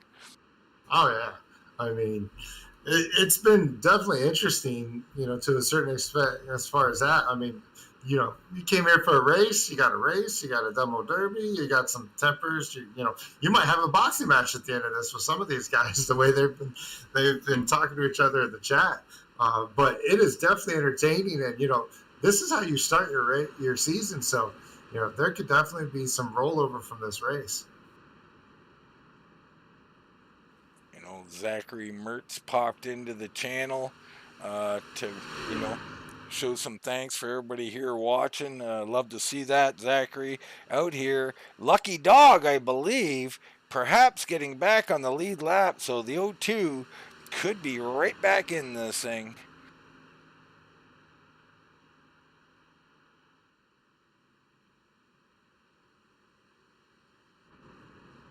I'll tell you what, it does show though the consistency from the drivers up front.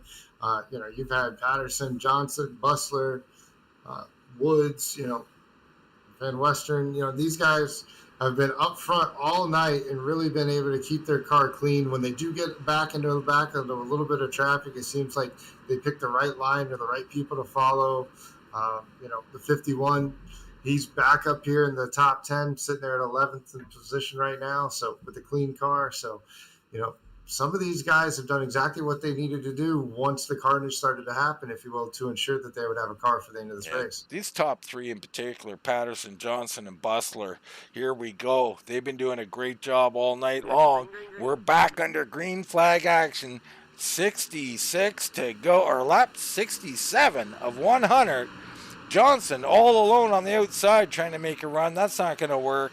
Patterson to the lead. Now, we haven't talked about it all night, but fuel, like you said, 67. Do you think they have enough fuel now to make it to the end? Is that going to be a situation? If they are, as far as they're considered, this is it. There's no more pit stops. Now it's the race. Well, I hate to say it, Brad, but there's no way we're done wrecking. The aggression level's only going to amp up from here on Oh, we in. got we got two in the back right now. 31 spinning to the inside wall. I don't know what happened back there, but Sean Lester back here, no caution on the track. Bustler continues to lead, so Lester and William Allen, I don't know, William Allen's already gone to the pits. Those two in heavy problems. Bustler and Woods. Woods been doing a nice job tonight as well.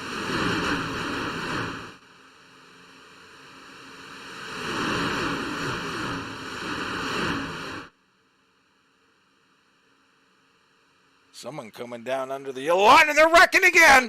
Flipping. There goes the two of Woods.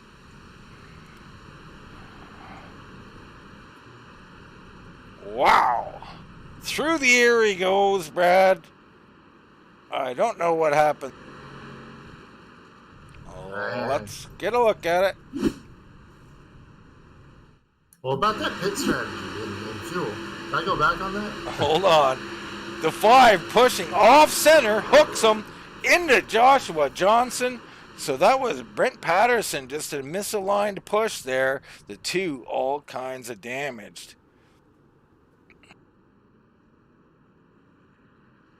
Let's go a little further back and see if we can see something a little further on. And you see up front now, there's the carnage happening. Car flying through the air. And bam, the 27 again, not involved at all in the wreck and trying to do a good job of staying clean, but Joshua Parent not having the luck that he would like tonight so far. Absolutely. What that does, though, is that's going to hand the lead over to the 21, Carter Russo. Russo been kind of having an up and down night. Has been somewhere in that top 8 all night. Had a little bit of damage early on, got involved in a few of the wrecks, but now back up front. Parent is on pit road. Woods coming off now, all repaired up. Maybe. Not sure if I see some scrapes on that car still. We'll see if Joshua Parent gets off of pit road or not. Been sitting here for a while, Brad, over 50 seconds now. Yeah, I mean, and he just pulled out. I think that's enough for him. Here comes Pierce. DePizio's in. Bajirkness is in. Furness. That's Dale Furness. Hazel, Mertz, Van Westeren all coming in.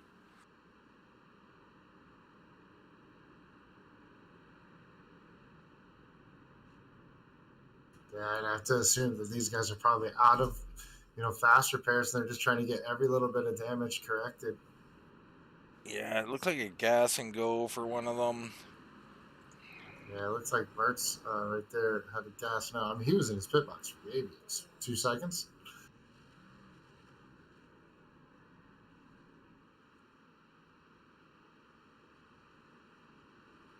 Well, the carnage, Brad. I mean, a little chuckle from the booth here. I can't help it. I mean, these wrecks, not necessary to have this many wrecks on with 30 to go still, but it's been entertaining, been fun out here. And if you're up front, you got to be concerned. Russo, Bustler, Galvin now up here, Hattenback back, and there's Tristan Spires. He's been playing it cool. He's now in fifth place. Tenold with fresh car under him. He's in sixth. Vanderlee, Eddie Furness, and Michael Eckhart, Zachary Mertz as well in 10th place now. So some of the guys from earlier coming back up here now with fresh machines. Yeah, absolutely. The field is kind of flipped, if you will. The guys that were taking it easy, like Tristan or whatnot, they were taking it easy the entire time, and now they're starting to pay off for him. Spires is back up towards the front, Hattenback's up front. The 51, he's back up towards the front with a good, clean car. So this is exactly what you need to do on some of these races. Unfortunately, it can be a matter of just surviving the attrition. Survival is the key word tonight.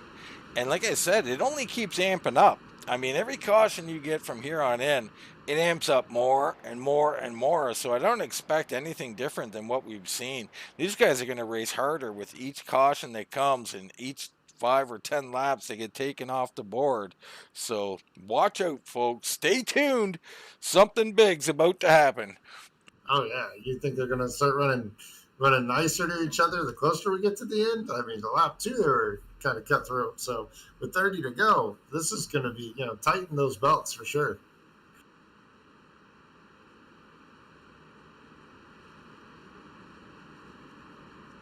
Little message on the board. Tristan does, in fact, have both those resets available to him still. Fast repairs. So, I mean, we're hey, if you're going to chat on the board, we're going to talk about your drivers. So light them up with your driver. We'll give you a shout out and give your driver a shout out. Right now, Bustler's been so good all race long. Russo's been up here doing an awesome job in the 21. It's Hottenbach and Galvin, and we don't speak a lot about Devin Galvin, but he's up 21 spots, Brad. He's looking pretty good too. Yeah, absolutely. And tonight's one of those nights where the less we have to talk about you, the better off you are right now. Right now, and it's really paying off for him.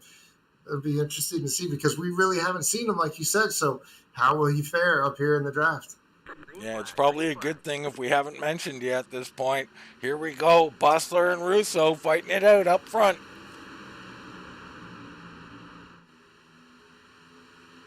It looks like that 14 of Bustler's going to have a little bit of an advantage because he's going to have the 99 of Hottenback. Looks like the 95 starting to close up on the back 10. 10 up there as well. So a good line on both of them. They pull kind of even. Outside starting to get organized. The 51 pulling out a line. A few guys pulling out a line. Oh, and we got someone wrecking. I think that's the 26. That's Josh Van Westeren. Off, he makes it back onto the track, and we stay under green. So who did that hurt? We got some guys back here.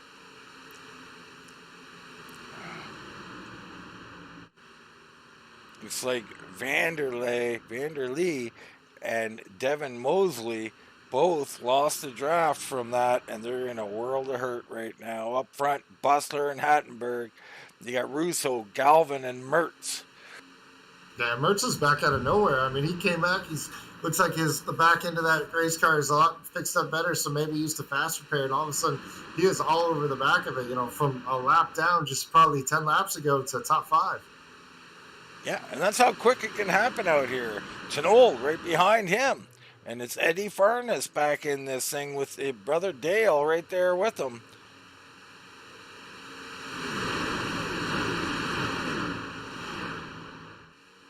These guys continue to circle single file, which is kind of surprising.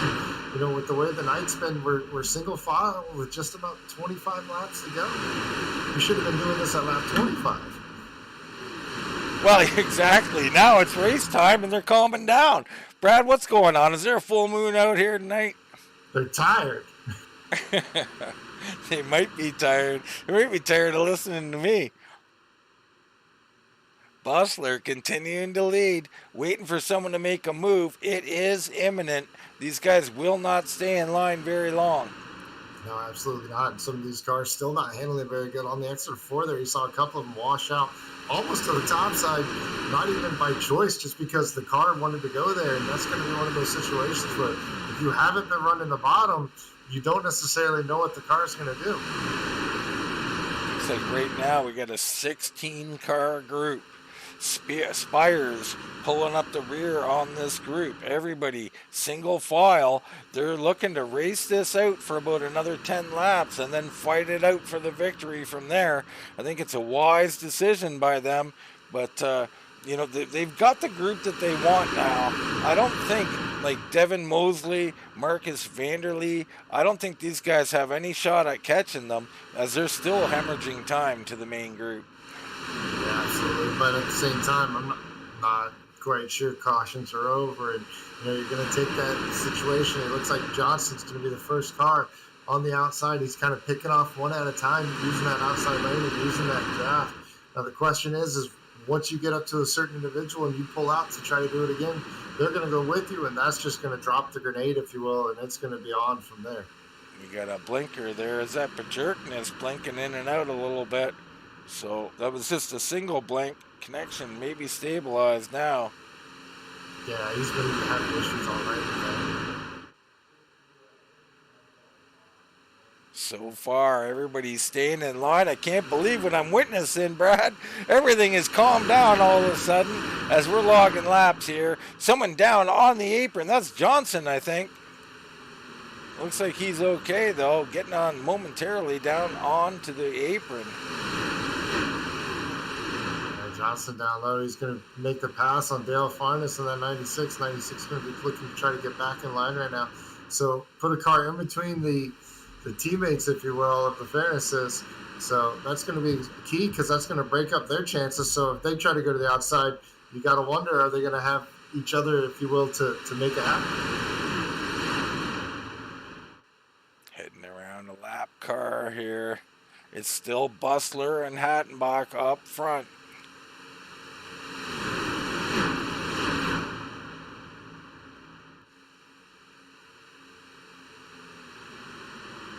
I am still shocked that we're still single file. It is a little shocking. Give us a chance to catch our wits here. But let's pick someone. Let's pick Pajerkness in 10th place. What are you doing, Brad? What are you thinking if you're Zachary Pajerkness? Well, let's go to actually Connor Hazel in 11th because Pajerkness got connection issues. You're Connor Hazel. You're single file right now. What are you thinking? How are you going to get forward and when are you going to make your move? Well, right now, first and foremost, the biggest thing I'm worried about is the guy right in front of me blinking because I don't know where you're going to be. You know, am I going to wreck trying to get to you? And then I'm looking up and seeing who's starting to duck out. I mean, really, right now, lap 79, you got to decide. Are we racing and is this going to be the race to the end? Or am I banking on one more caution? And as soon as you decide that, you know, everything's dictated. I'm not waiting, you know, till the last couple of laps to get out to the outside because if I do, then I'm going to be fourth or fifth in line, so I need to get going early. And here goes Johnson now. I figured Johnson would make a move. Nobody willing to go with him yet, though. Will he just get freight trained here, or will someone hop up there? Or is the car powerful enough to hold on? Looks like he's holding pretty good all alone on the outside. Yeah, what's just interesting to me is that 45 right in front of him. You know, those two hooked up quite a few times during this race. I somewhat expected him to be able to come up and be able to get the draft, knowing that they could work well together as far as drafting, and he just probably decided it's just not time yet. And inside, you get the Farnesses. They're lined up together now because Johnson ducked out. Still, no help for Johnson. We're on 21 to go. Yeah, looks like Patterson, though, in that 5, he's starting to make his way back up. Those two ran well early. Looks like we're going to get a little bit of help on that top side. That's going to be Patterson, Pierce, and the 33 of Johnson. Yeah, we got a little bit of action up there now, and they're going to start moving forward now. Yeah, and they'll probably move up pretty quick. So you've got to get to a situation now. If you're somebody like the 21 of Russo, do you cut them off? Do you want to be leading that outside train or not? Well, that's the thing. Who's going to jump in front? Who's going to come in behind and help them? They don't need a hole. And there we go. The 21 has made the move. Russo to the high side. Yeah, Russo made that move. Did a smart move, in my opinion, to get out there. You really want to be controlling the top. And if you can, I think you got more options on the top side. 33 gives them a great shove down the backstretch as the front of the bottom lane there just kind of falls apart. Yeah, this is huge. As these guys all jump down, 4 of them make it to the front, no problem whatsoever. That pushes Bustler all the way back to 5th. Bustler to the high side. He says, if you can do it, I'll get up here and do it too. Absolutely, right there. You got the 5 of Patterson making his way back up. Bustler right there behind him, 33 of Johnson to the inside. The 0-2, that's going to be Mertz. Again, went from several laps down, back onto the lead lap, trying to do something here late. 19 to go, coming down to 18 to go. Inside lane led by Carter Russo, leading this race with Pierce right on his bumper.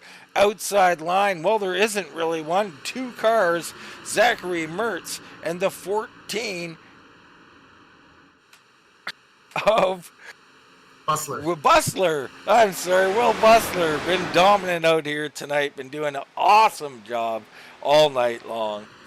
Yeah, he really has been. He's done really well. And you know what? I just thought about it. You can definitely tell that the difference of race right now versus the way it was about 25 laps ago. I mean, just the aggressiveness, the in and out, the 3 wide pushing. You know what it is? They're out of fast repairs. They're out of fast repairs. I'm not a huge fan of the fast repair for that very reason. Gives the guys the right to drive a little crazy. But here we go, late race, all settled in, 18 to go. It's getting a little bit racier. It's going to amp up over these next 5 and 10 laps. Things are going to get a little wild up here. Yeah, let's check back in on that 87 of Tristan Spire, see how he's doing. He's been playing it safe all night. Looks like he's going to find himself behind the number 10 of Berserkness right now. So still playing it safe, still kind of biding on that caution to happen as he's riding at the back of the field. Yeah, I mean, he might be overplaying it. I mean, there's a good chance of a caution, but you are now at the back. You're in 16th position at the back of this pack. I don't know if this goes green, Brad. There's no way you're getting to the front. Yeah, absolutely. Especially if what you reported on earlier is correct, that he still has fast repairs. You still got fast repairs. We're coming up. Oh, Johnson almost into the wall. Johnson makes it 3 wide. Bustler stuck in the middle. He's got Zachary with him. Wow, this guy's doing a great job holding their lines here. There's almost carnage there, and we almost took everything we were saying, threw it right out the window. But now, Bustler on that high side. He's got Mertz with him right behind, along with Johnson. These are 3 good cars forming up on the outside, looking to make a run. Yeah, 1 car down on the bottom, underneath the double yellow. He's starting to fall to the back. I don't know if he wanted to fall to the back or just got put there and didn't really have a way back up. Here they come, Brad. They're getting a head of steam together. Yeah, the question is what is that 99 going to do? What's Hottenbach going to do? Is he going to be content with riding down on the bottom, or is he going to jump up right in front of Bustler when he gets there? It looks like they kind of got stalled out. The 5 of Patterson has backed off the inside lane a little bit. And the other Russo, Pierce, and Hottenbach have put on their turbochargers, or that outside lane just stalled out for whatever reason. Now it looks like they're starting to make progress again. And it's It's funny, interesting. as the inside forms up, the outside seems to get more legs. Yeah, I think they're just utilizing that side draft a little bit more, and they're, without any big gaps, they're able to just really kind of slide through the entire field versus, pull up when they stall out as well. Yeah, I think you're right. I think that open air spot was hurting them. Now, you would think it'd be the opposite. With more cars lined up, it would hurt them. But no, Bustler right to the front now. Mertz pushing. Johnson's pushing. Russo trying to hold them off with Pierce. They're coming up on a lap car, too. I think that's the 44 back there of Tyler Connor. He pulls off. Good job by him. Very professional. Bustler to the front. He's going to take Mertz right there with him to the bottom. Johnson trying to squeeze in. Oh, the 5 Patterson almost gets into the 21. Wasn't quite clear. He's going to be all alone on the top side. He's going to have to wait and let Eckhart get to the back of him right now. He almost has to drag the brake. Wow, Johnson pushed out a line, or I think he was pushed out a line. Russo now goes to the high side. He comes back in line. Everybody not too sure where they want to go. Pierce back here. He's got the 5 of Patterson looking to form up with them. They're looking to do the same thing that Bustler and Mertz just did with Johnson and came right to the front. And now they look untouchable. Yeah, it seems like they get locked together. Kind of not necessarily two tandems like we used to have back in the day, but it definitely gives you one heck of a shot. It doesn't matter really if there's a third car or not. The top 2 are just being able to pull away. And this is what we're talking about now. You look towards the back of this pack, Spires, Bajerkness, Farness, Tanold. These guys got to make a move. We're getting down to 12 to go, and they're going to have 2 lines in front of them, so they're going to have to go 3 wide at some point. And this is going to get really interesting here. Coming in on the closing laps. We're on 12 to go. And right now, Bustler. Oh, Johnson's wrecking, and he's going to take out Bustler. Zachary Mertz involved. Pierce is involved. And throw it all out the window, folks. We're going to re-rack them. And these guys playing it safe, yeah, they know what they're doing. Let's have a look in on this, Rick.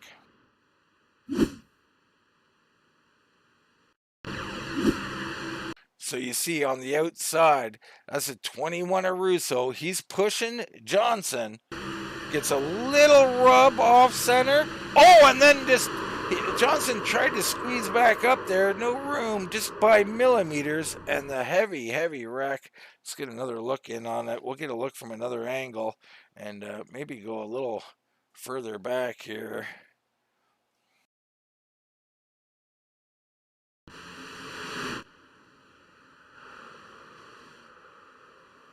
Yeah, it wasn't a very good look.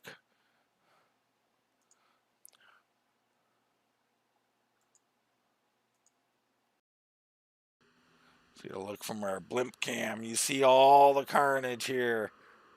The 31, wow. Yeah, He just absolutely. squeezed through there. Man, what a job by Sean Lester getting through that thing. That might even be worth a cockpit view on that one. Yeah, we got time. Let's go back and see if we can get a look back at a cockpit view of Sean Lester here. I bet you can't do it again. I'm gonna say that.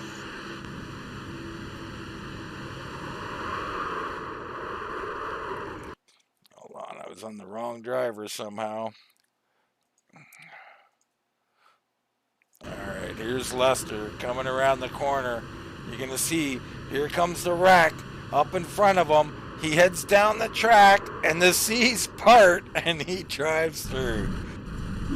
Amazing action there. Alright, pit stops commencing. Russo's in, Mertz is in.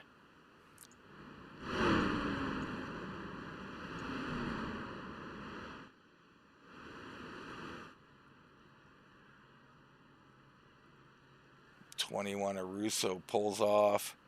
Pierce is in. Looks like Mertz is out of fast repairs. He's in getting damage fixed. Here comes Bustler. He's all fixed up. Joshua Johnson also should be okay. But Maybe not. Tristan Spires came in too, though. So I don't know if it was a situation where he wanted to use a fast repair because I didn't see any damage or get tires, but he gave up any of that track position that it would have got through, avoiding that wreck. And I think Vincent DePizio here getting the lucky dog. He's going to be right back in this thing. But yeah, you're right. I don't know about Spire's call to get in there and take that pit, but hey, we've second guessed him, or I have anyway, once, and I don't think I should again. So far, looking to be quite smart out here.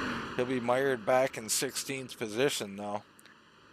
We'll be on 10 to go, and it's gonna get crazy.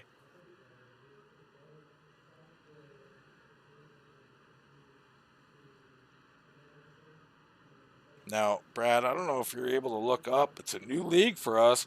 If they have a green white checker and how many on those notes for the race in iRacing, but it'll be interesting to see. I would imagine they'd have at least one green white checker. And if they have more, I don't know. I don't think gas mileage is a concern for anyone here tonight, as Jerkin is slow on the track. I think he's just letting some people by. Ooh, and he's a little loose there and blinking. Still having connection issues. Yeah, I'm not seeing any green white checkers available, but Tim Ford, we'll have to play that one by ear. Right now, Brent Patterson out front. Michael Eckhart in the 20, now in second position. Hattenberg third. Hazel fourth. Tenold up to fifth with Lester in sixth. Row four is the Farnes brothers. And then Mosley and Gavin near top 10. And right, this is anybody's game. And I doubt we're done wrecking yet, Brad. no, I hate to say it, but I don't think we are either. But I mean, these guys have put on an entertaining race. I mean, I'm sure that every single one of them have had some sort of frustration throughout the night. You know what? For people at home watching this, I mean, it's just been one of those deals that it's been nonstop action. It has. And we call them as we see them, and we may offend here and there, but we don't mean to. We're just calling out what we see from our cameras. Being in these cars, man, it's a lot of fun, and it's crazy as heck trying to deal with them. Right now, these guys got 9 laps to deal with this stuff. Truck pulls off. Patterson and Eckhart race down to corner number 1. Eckhart got a little bit squirrely there, getting to the back end, got to put it down on the apron, had to recover. That's going to open the door on the top side for Eckhart in the 20. Yeah, 20, big run. Is he going to take the bottom or stay up? He stays up momentarily. There goes Connor Hazel to the lead. He takes that opportunity. Connor, great move. All alone, though, now. Maybe they're going to get a run on him. They fan out. Looks like Spires still. He's going to go to the back, kind of pulled out, went to the back of their line there. So he's obviously expecting another wreck. Spires still playing it cautious on 8 to go. Oh, there it is. And I'm not sure if he got through or not. I think he did. He got through again. All right, let's go have a look at it. He got a little front end damage. Chase Pierce here. We're looking up ahead. Oh, and it's right there. The 21, and that's going to be the 14 of Bustler, I think, right behind him. It'll be the 26. That's that bad number. Yeah. So we look here, you see the black and silver car of the 21, the 14 of Bustler behind them. They come up, they got to run, a little check up, a little poke, and a secondary poke. Up he goes, Pierce crushed into the outside wall. Finally, Parent splits that wreck and gets through. Tough break there, and this is what happens. Cautions beat cautions. And we're going to keep using Spires as someone to talk about. I mean, how many times is this guy going to prove us wrong? Like, when is it time to race, Brad? I just want to know if it's a lucky charm, a rabbit foot, a horseshoe. What's hanging on that mirror? I mean, we're down to 7 to go. We'll be on 5 to go. If you don't go now, I mean, your only hope is 10 guys, 20 guys in front of you wreck. So it's got to do something. Bajirkna's coming in. Spires coming in as well. There's Yeah, Parent. Spires did get some front end damage on that one, and that would be one of those situations where there is enough laps to go that you could overheat it if you get a little too aggressive on the tape.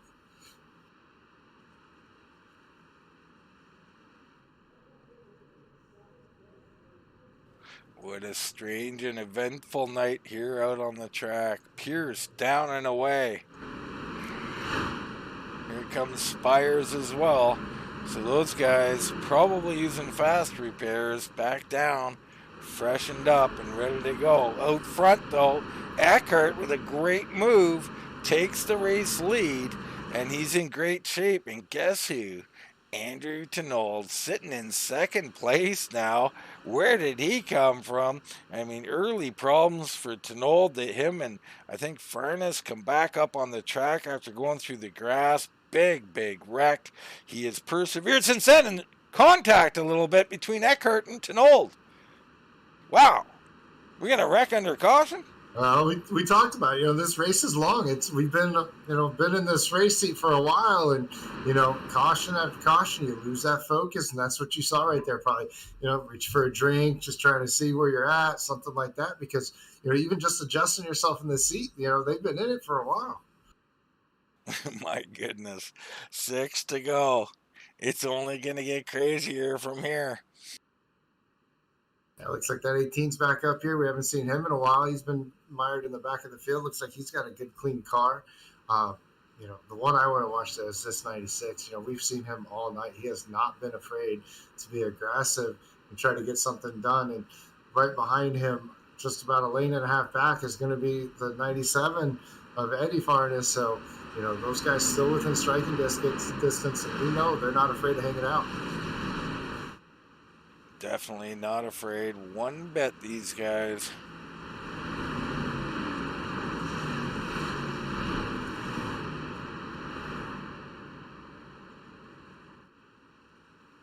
Well, Brad, we usually try and pick a winner at this point. I know who you're going to pick, so don't pick it. That tall-looking truck. Yep. Don't pick that thing. I like Tenold. I mean, Tenold was so good early. He made a mistake at one point in the race, so we give him a little bit of heat for it. But I really like the way he raced earlier, and I think he's got the best shot out here. Yeah, I mean, I really can't go against that one. But unfortunately, I'm going to have to go with... I'll go with Hottenbach, only because I think he's far enough back when everybody decides to take each other out. He'll probably be able to get through it. All right, Rob Hottenbach. He's been doing an excellent job all evening long. So you got him. I got Tenold. Throw your picks in the chat. We know one person's got Spires, but he's way back there. So I don't think that's going to happen here this evening. But you never say never. All these guys with a great shot. We've seen what the runs he can get, and there's just enough laps to make that happen. Here we go. Pace truck. Lights are off the truck. He's pulling in, and we're back under green flag conditions with Eckhart and Tenold. Absolutely, and here we go. Good start. It looks like good clean start. 96 a little bit loose on the backside. A little sweeping around. He looks like he's already ready to go 3 wide in the middle. I'm sure they are. Back behind, there is some 3 wide at the back of this pack. Tenold able to clear. He's going to go ahead and bring the 28 of Hazel down with him. Things starting to heat up here early. Not sure. The 20 darts to the inside. Eckhart underneath Tenold.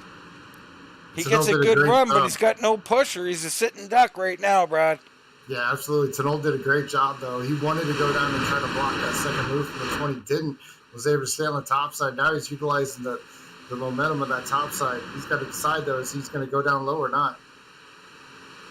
3 to go, folks. 3 to go, and they're wrecking. 33, Johnson.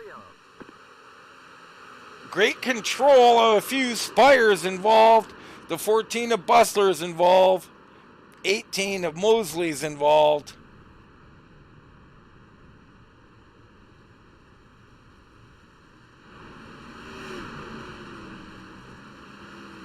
Let's get a look in on it here.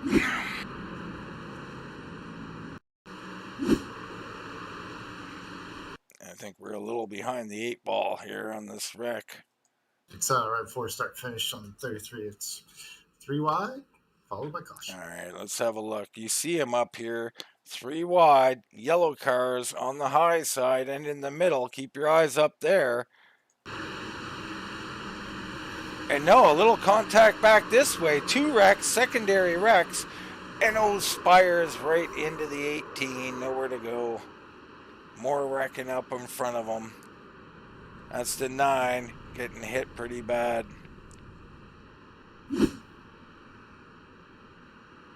Well, Brad, that's my concern with hanging at the back. You can only avoid carnage so many times before you get caught up in it. But up front, guess who? Tenold. Now Eckhart's on the outside. And the Farnes brothers right there with Hazel and Johnson. So some main players that we've seen here tonight up here fighting for this thing. We're on 3 to go. Let's hope this doesn't end under caution. I think it's green-white checker at this point, Brad. Yep, right there. The word came down. It will be extended for 1 green white checker. All right, 1 green-white checker for all the marbles. You've raced 100 laps here. You're on the track, a little tired, maybe a little annoyed even at some of the things that have happened to you during the evening. But it all comes down to this. What are you thinking, Brad? Are you content with, let's say, 5th place? Are you just going to ride and take 5th or 6th, or are you going for it? I've been here too long to not go for it. I mean, we've invested too much here. But at the same time, you got to remember, this is the start of your season. Do you really want to dig yourself out of a hole? At the same time, you got to look at the field. How many cars have already wrecked out? Is it enough to take that and say, first or 19th, I can deal with that? Risk versus reward. Yeah, I mean, it's the way I put it when I was in this situation was, I want to be aggressive, but it's tempered aggression because what you said, you don't want to throw your season away. It's race number 1. If you're thinking championship, it's different for different people. Some people aren't racing for a championship. They want this win and they want it bad. Other guys are thinking, I don't want to throw away my championship. Around on the outside, who is that? That's Devin Gavin getting the lucky dog, so he's going to come around and get himself, back in the chance to pick up a lot of spots from 20th place. Yeah, we're going to be able to see what exactly Tristan Spires can do. He went down, got himself a fast repair because he still had one because he was hanging out at the back. So it's going to be interesting to see what he'll be able to do. Will he be able to pick up some positions from possibly some damaged cars in front of him that don't get up to speed? And someone haven't talked a lot about Parent. I don't know if Parent actually lapped down, so that's unfortunate. But doing a real nice job trying to play it calm all night long, and involved a couple of times maybe, but not of his doing whatsoever. But let's get it to the main feature here. Tenold, Eckhart, Farnes, Hazel, Farnes, Vanderlee. These guys are going to come out swinging at each other, and I don't know who's got the advantage here, Brad. Well, I got to say and think that inside line is going to have the advantage and disadvantage, if you will, with the Farneses both down there on the bottom. Advantage, they should be able to work well together and get moving. Disadvantage, as soon as that door opens, they're going through it. Indeed, they will. I think most of these guys will try and go through any door that opens up, so going to be super interesting. Bustler hits pit road one more time. There he goes, coming off of pit road to put him back to, probably 18th, 19th position. All right, buckle up. 3 laps, last chance. Race is over on any flag. Caution. Well, not on the white flag, I guess. But most flags will end this race. So here we go, folks. I'm really looking forward to these last 3 laps, Brad. Oh, you are. I think a couple of guys are kind of dreading this. You got to sit there and think, if you're tunnel right up front, what do you do? Do you kind of lay back? Do you kind of try to play a little game on the start? If you get clear, do you want to be clear? I mean, you really ultimately want to keep those guys behind you and not get pushed too far out to open the door for them to come around you. What about the 31 of Sean Lester sitting in here? Guy we haven't called on too much, and we did say if we haven't called on you, it's probably for a good reason. You probably haven't been involved in these wrecks and stuff. I'm not sure about Lester's fate. So much going on out here, but a decent night right now, sitting in 8th place ish. Yeah, Zachary Mertz in there. the luck has definitely been on Lester's side. We saw it earlier as he, drove right through the middle of that wreck unscathed. So maybe he can get a little more luck here. All right, here we go. Green flag drops. Tinold and Eckhart drag racing down into one. Farness brothers starting to hook up and give that push to Tinold. On the outside, Connor Hazel giving a bigger push to Eckhart. Eckhart staying up high, at least for now. Tinold, no help. What's going on in the inside lane? They are not hooked up. And they just weren't able to get together. When they got to him, they just aren't able to hold it. You see a lot of movement there. Right now, checked out up front, though. It's going to be a three-man battle. Eckhart checking out, but they're going to have to deal with a big run. Here comes Tinold back into the action. Vanderlee right in front of him.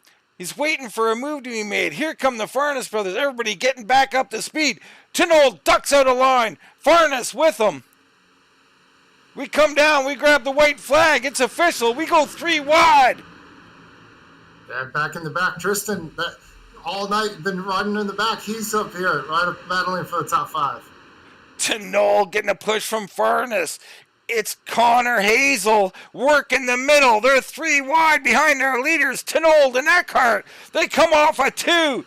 They go thinking about going 4 wide here. This will not work. This will work. They are going down into 3. Hardcore. Someone's off. Vanderlee, I think, off the track. Tinold jumps to the bottom, blocks the line. They're wrecking behind. They're wrecking everywhere. It's Tinold and Eckhart. Tinold to the outside. Eckhart down low. Tinold squealing. He's wiggling and wobbling through the finish line. Victory for the 45. Andrew Tinold. Second place to Eckhart. All kinds of action behind. Wow. That was an incredible finish. It paid off. All of the cautions, all of the carnage, the battling all night, just the intensity. It all paid off right there with that 1 lap to go. Andrew Tinold coming through in the clutch. You can see how loose he was fighting that condition, getting that run on the outside and stealing this win or taking it, however you want to look at it. But let's go back and see some of that late race action. First, it's Vanderlee. He gets bumped out. They were going 4 wide into the corner. That doesn't work. Then, big wreck. The 24 Hazel gets into him. Spires fighting here with Farness. Farness running him off the track. And ahead for the victory, it's Tinold as a wreck. Farness third and Spires fourth. So Spires, wow, comes in 4th. Again, proved me wrong. Chase limps in at the 5th. Mertz, well, I shouldn't say limped in. I don't know who wrecked and who didn't, but Hattenberg 7th, Patterson, Lester, and Woods. And wow, quite a finish, Brad. Oh, absolutely. I mean, a heck of a last lap and a half. And they did quite a job actually keeping it 3 abreast for as long as they did. All right, let's take a short commercial break, folks. And when we come back, we'll get interviews with these top 3 finishers.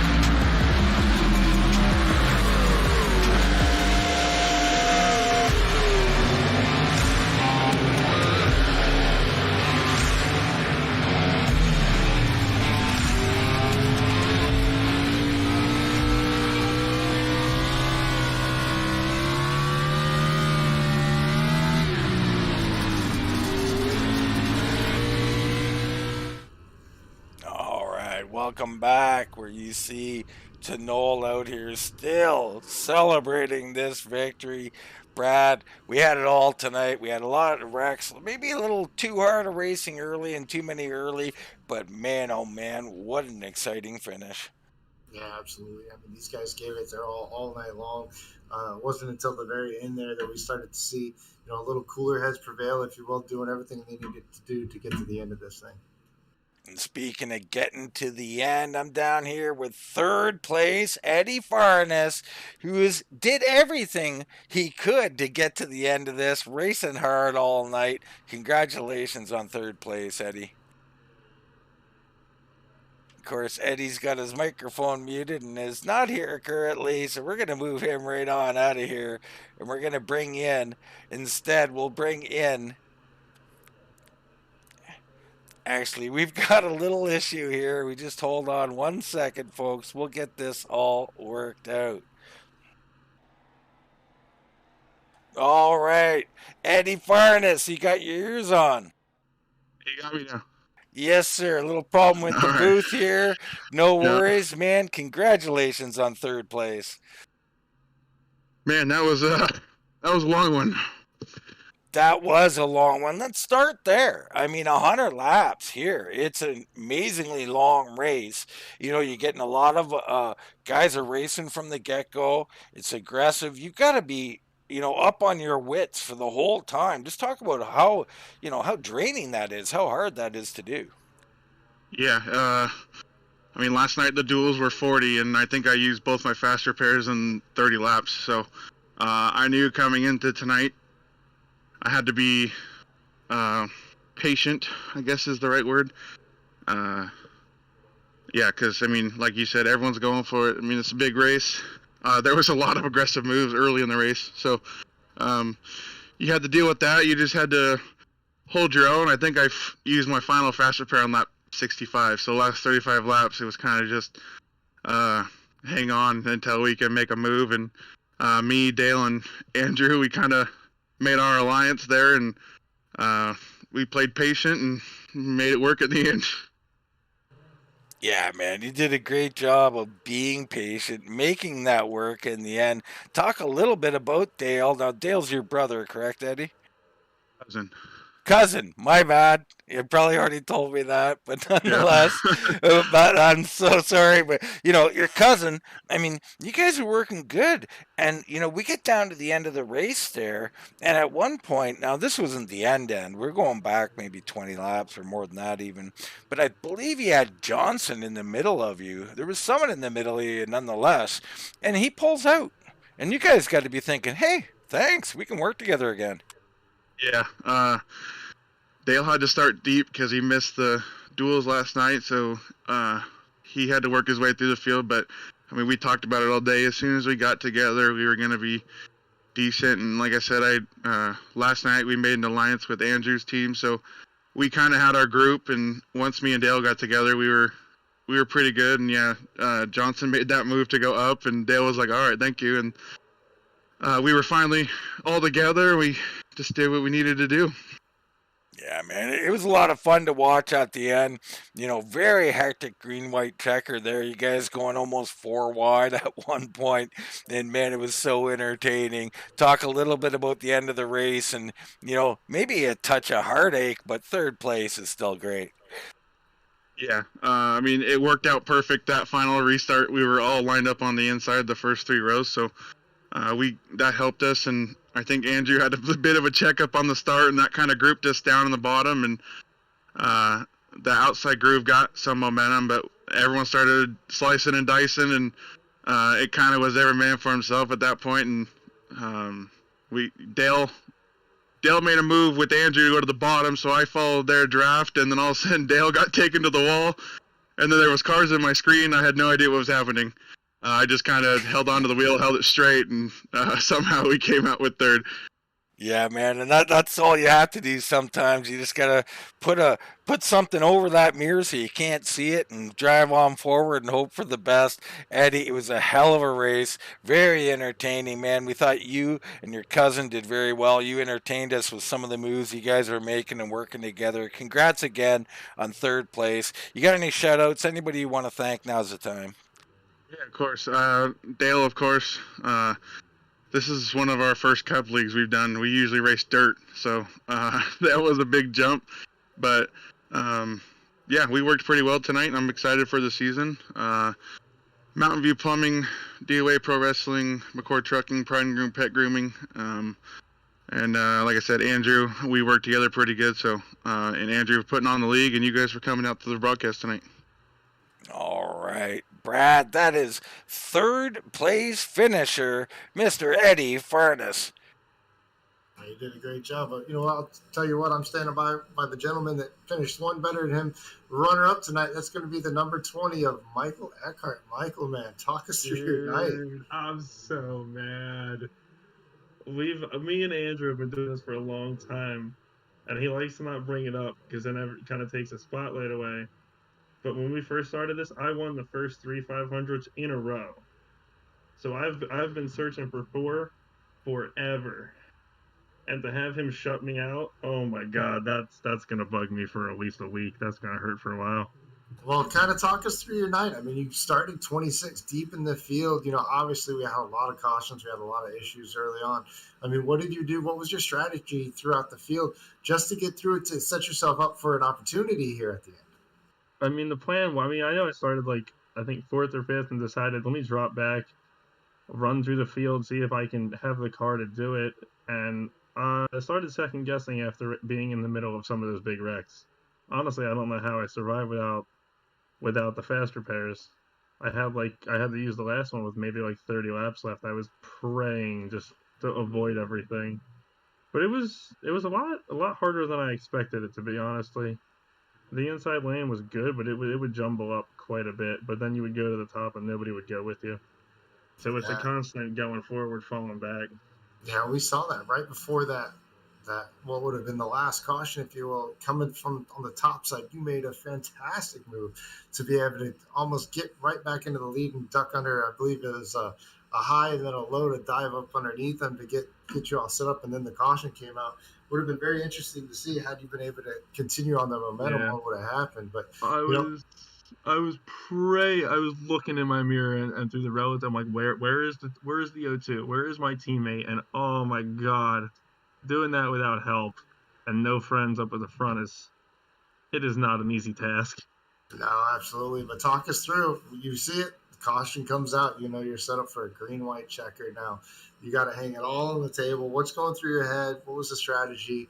And when did you really think you had it before, as you said, he stole it from I knew I had him on the restart. I had a good jump because the outside lane has been firing off better all night. But as we went down the back, I saw the three wide and I was thinking, okay, but I didn't see where the 45 was. And I look over to my right and he's right there, but he got jumbled up and had to fall in behind. I think the only thing that stopped me from getting it was just he got me all loose off of four and I couldn't go up and guard the top like I had planned to do it. you? No, it was But all in definitely a all, it's a drag good night. race.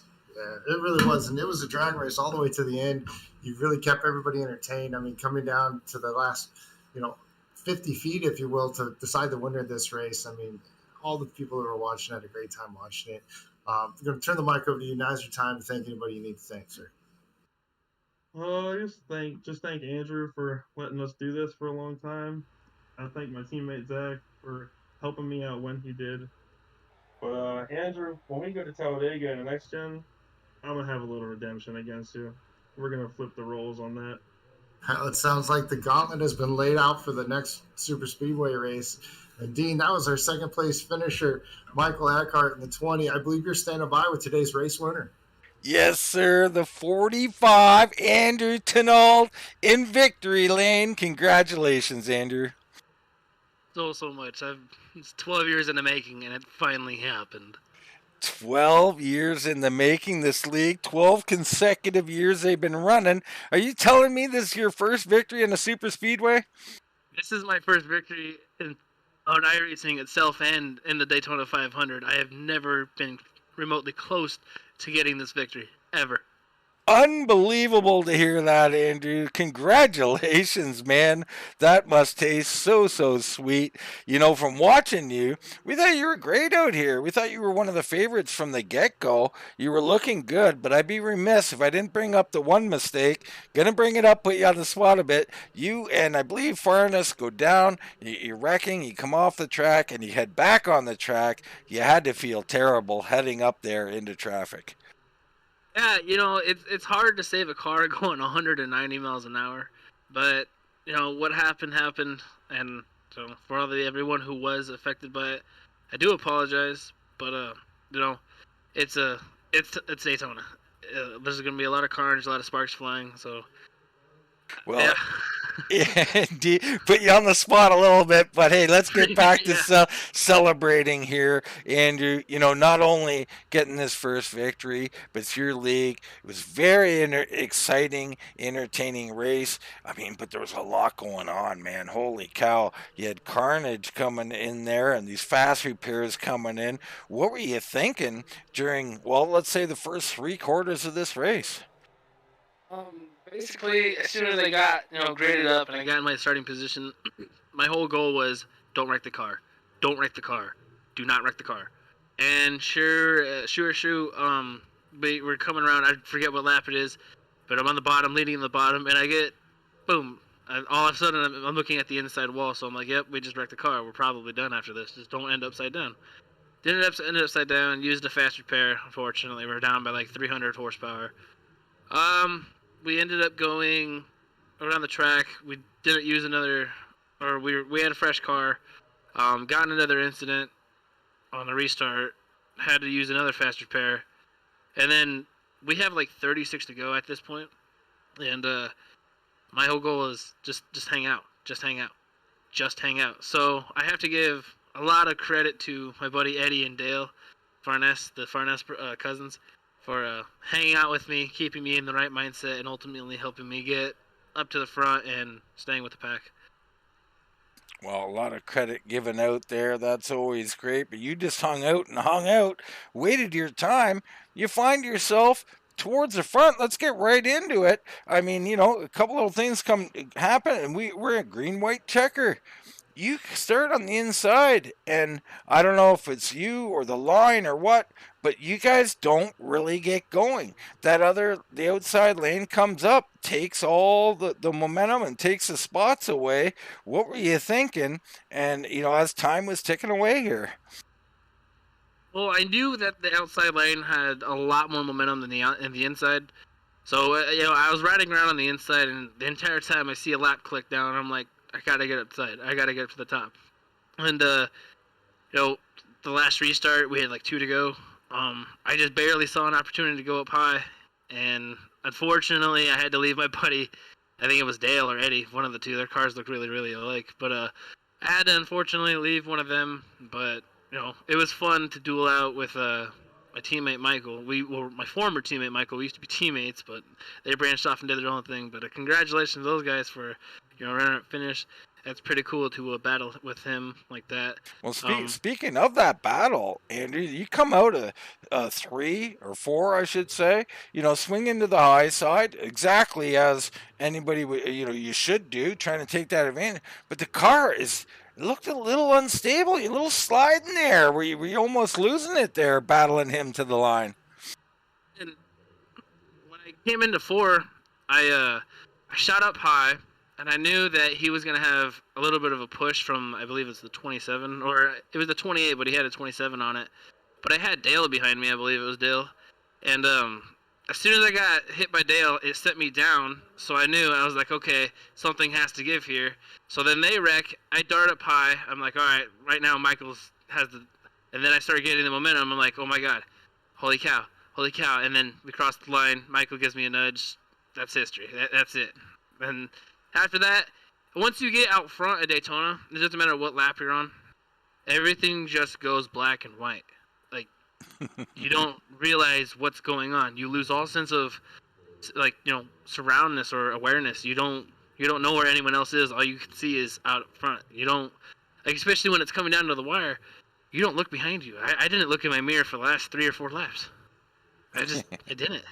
Well, that's one thing, man. Single focus, looking towards that checkered line and flag, man. You looked there, you got there, and you won your first ever win, Andrew. Big congratulations, man. Anybody you want to thank? Any shout outs you want to give? Now's the time. I want to thank my girl Simone for supporting me through our last year and a few months of our relationship. I really want to thank you for carrying, my soon-to-be son, and being there for me every day whenever I need it, and even when I don't need it. My friends and family for supporting me, watching these streams, and supporting my sim racing. I know it's a bad habit and it's a bad spending habit, but they support me and love me every day that I do this. Um, and I really want to thank Andy at Playroom Productions. Without him, I wouldn't be able to afford any of this. The computer, the wheel, the cars, the tracks, anything. This is all put on by him. So thank you so much to Andy for helping me be who I am and being able to, or helping me be the sim racer that I am. Well, big congrats on this victory. But not only that, you're having a baby, man, and big congratulations to that as well, Andrew. Thank you. Thank you so much. Baby 10 of 2022. There you go. Brad, that's Andrew Tedald in the 45 race victory here in the Daytona 250. Oh man, I don't know what he's going to be more excited for at the end of the day. Having the baby or just getting out of here with the victory. I mean, both of them. There's obviously no comparison between the two in all reality. But I mean, it's just good to hear him. It sounds like he's a great young man with a good head on his shoulders, and it's really good to hear that. And Brad, I gotta bring it up. 12 years. 12 years without a victory. Well, I believe it's without a victory at the plate track. I don't think so. He said on all the service, on all everything. All I said Super Speedway. I'm pretty sure he said anywhere. So regardless, either way, what an achievement. I mean, it's got to taste so sweet. Oh yeah, absolutely. And you heard Eckhart. The gauntlet's already laid down for the next one. It's just light the fuse now. I mean, I'm sure that the banter back and forth and the bragging rights between the two. Eckhart probably already had them all, and now he's got a little bit on him. So it sounds like it's a very fun relationship there as far as these guys. That's what you like to see out of any league, where the guys just be able to get along and have some fun with it. Well, potentially we'll see that action on Sundays here. Not official, but we may do some more broadcasts for these guys. We'll have to see how all that plays out if we do. And even if we don't, they race every Sunday, 8:30 p.m. But live from Daytona, that's going to wrap it up. I'm Dean Doucette. He's Brad Patterson. We'll see you right here next time on Wind Tunnel TV.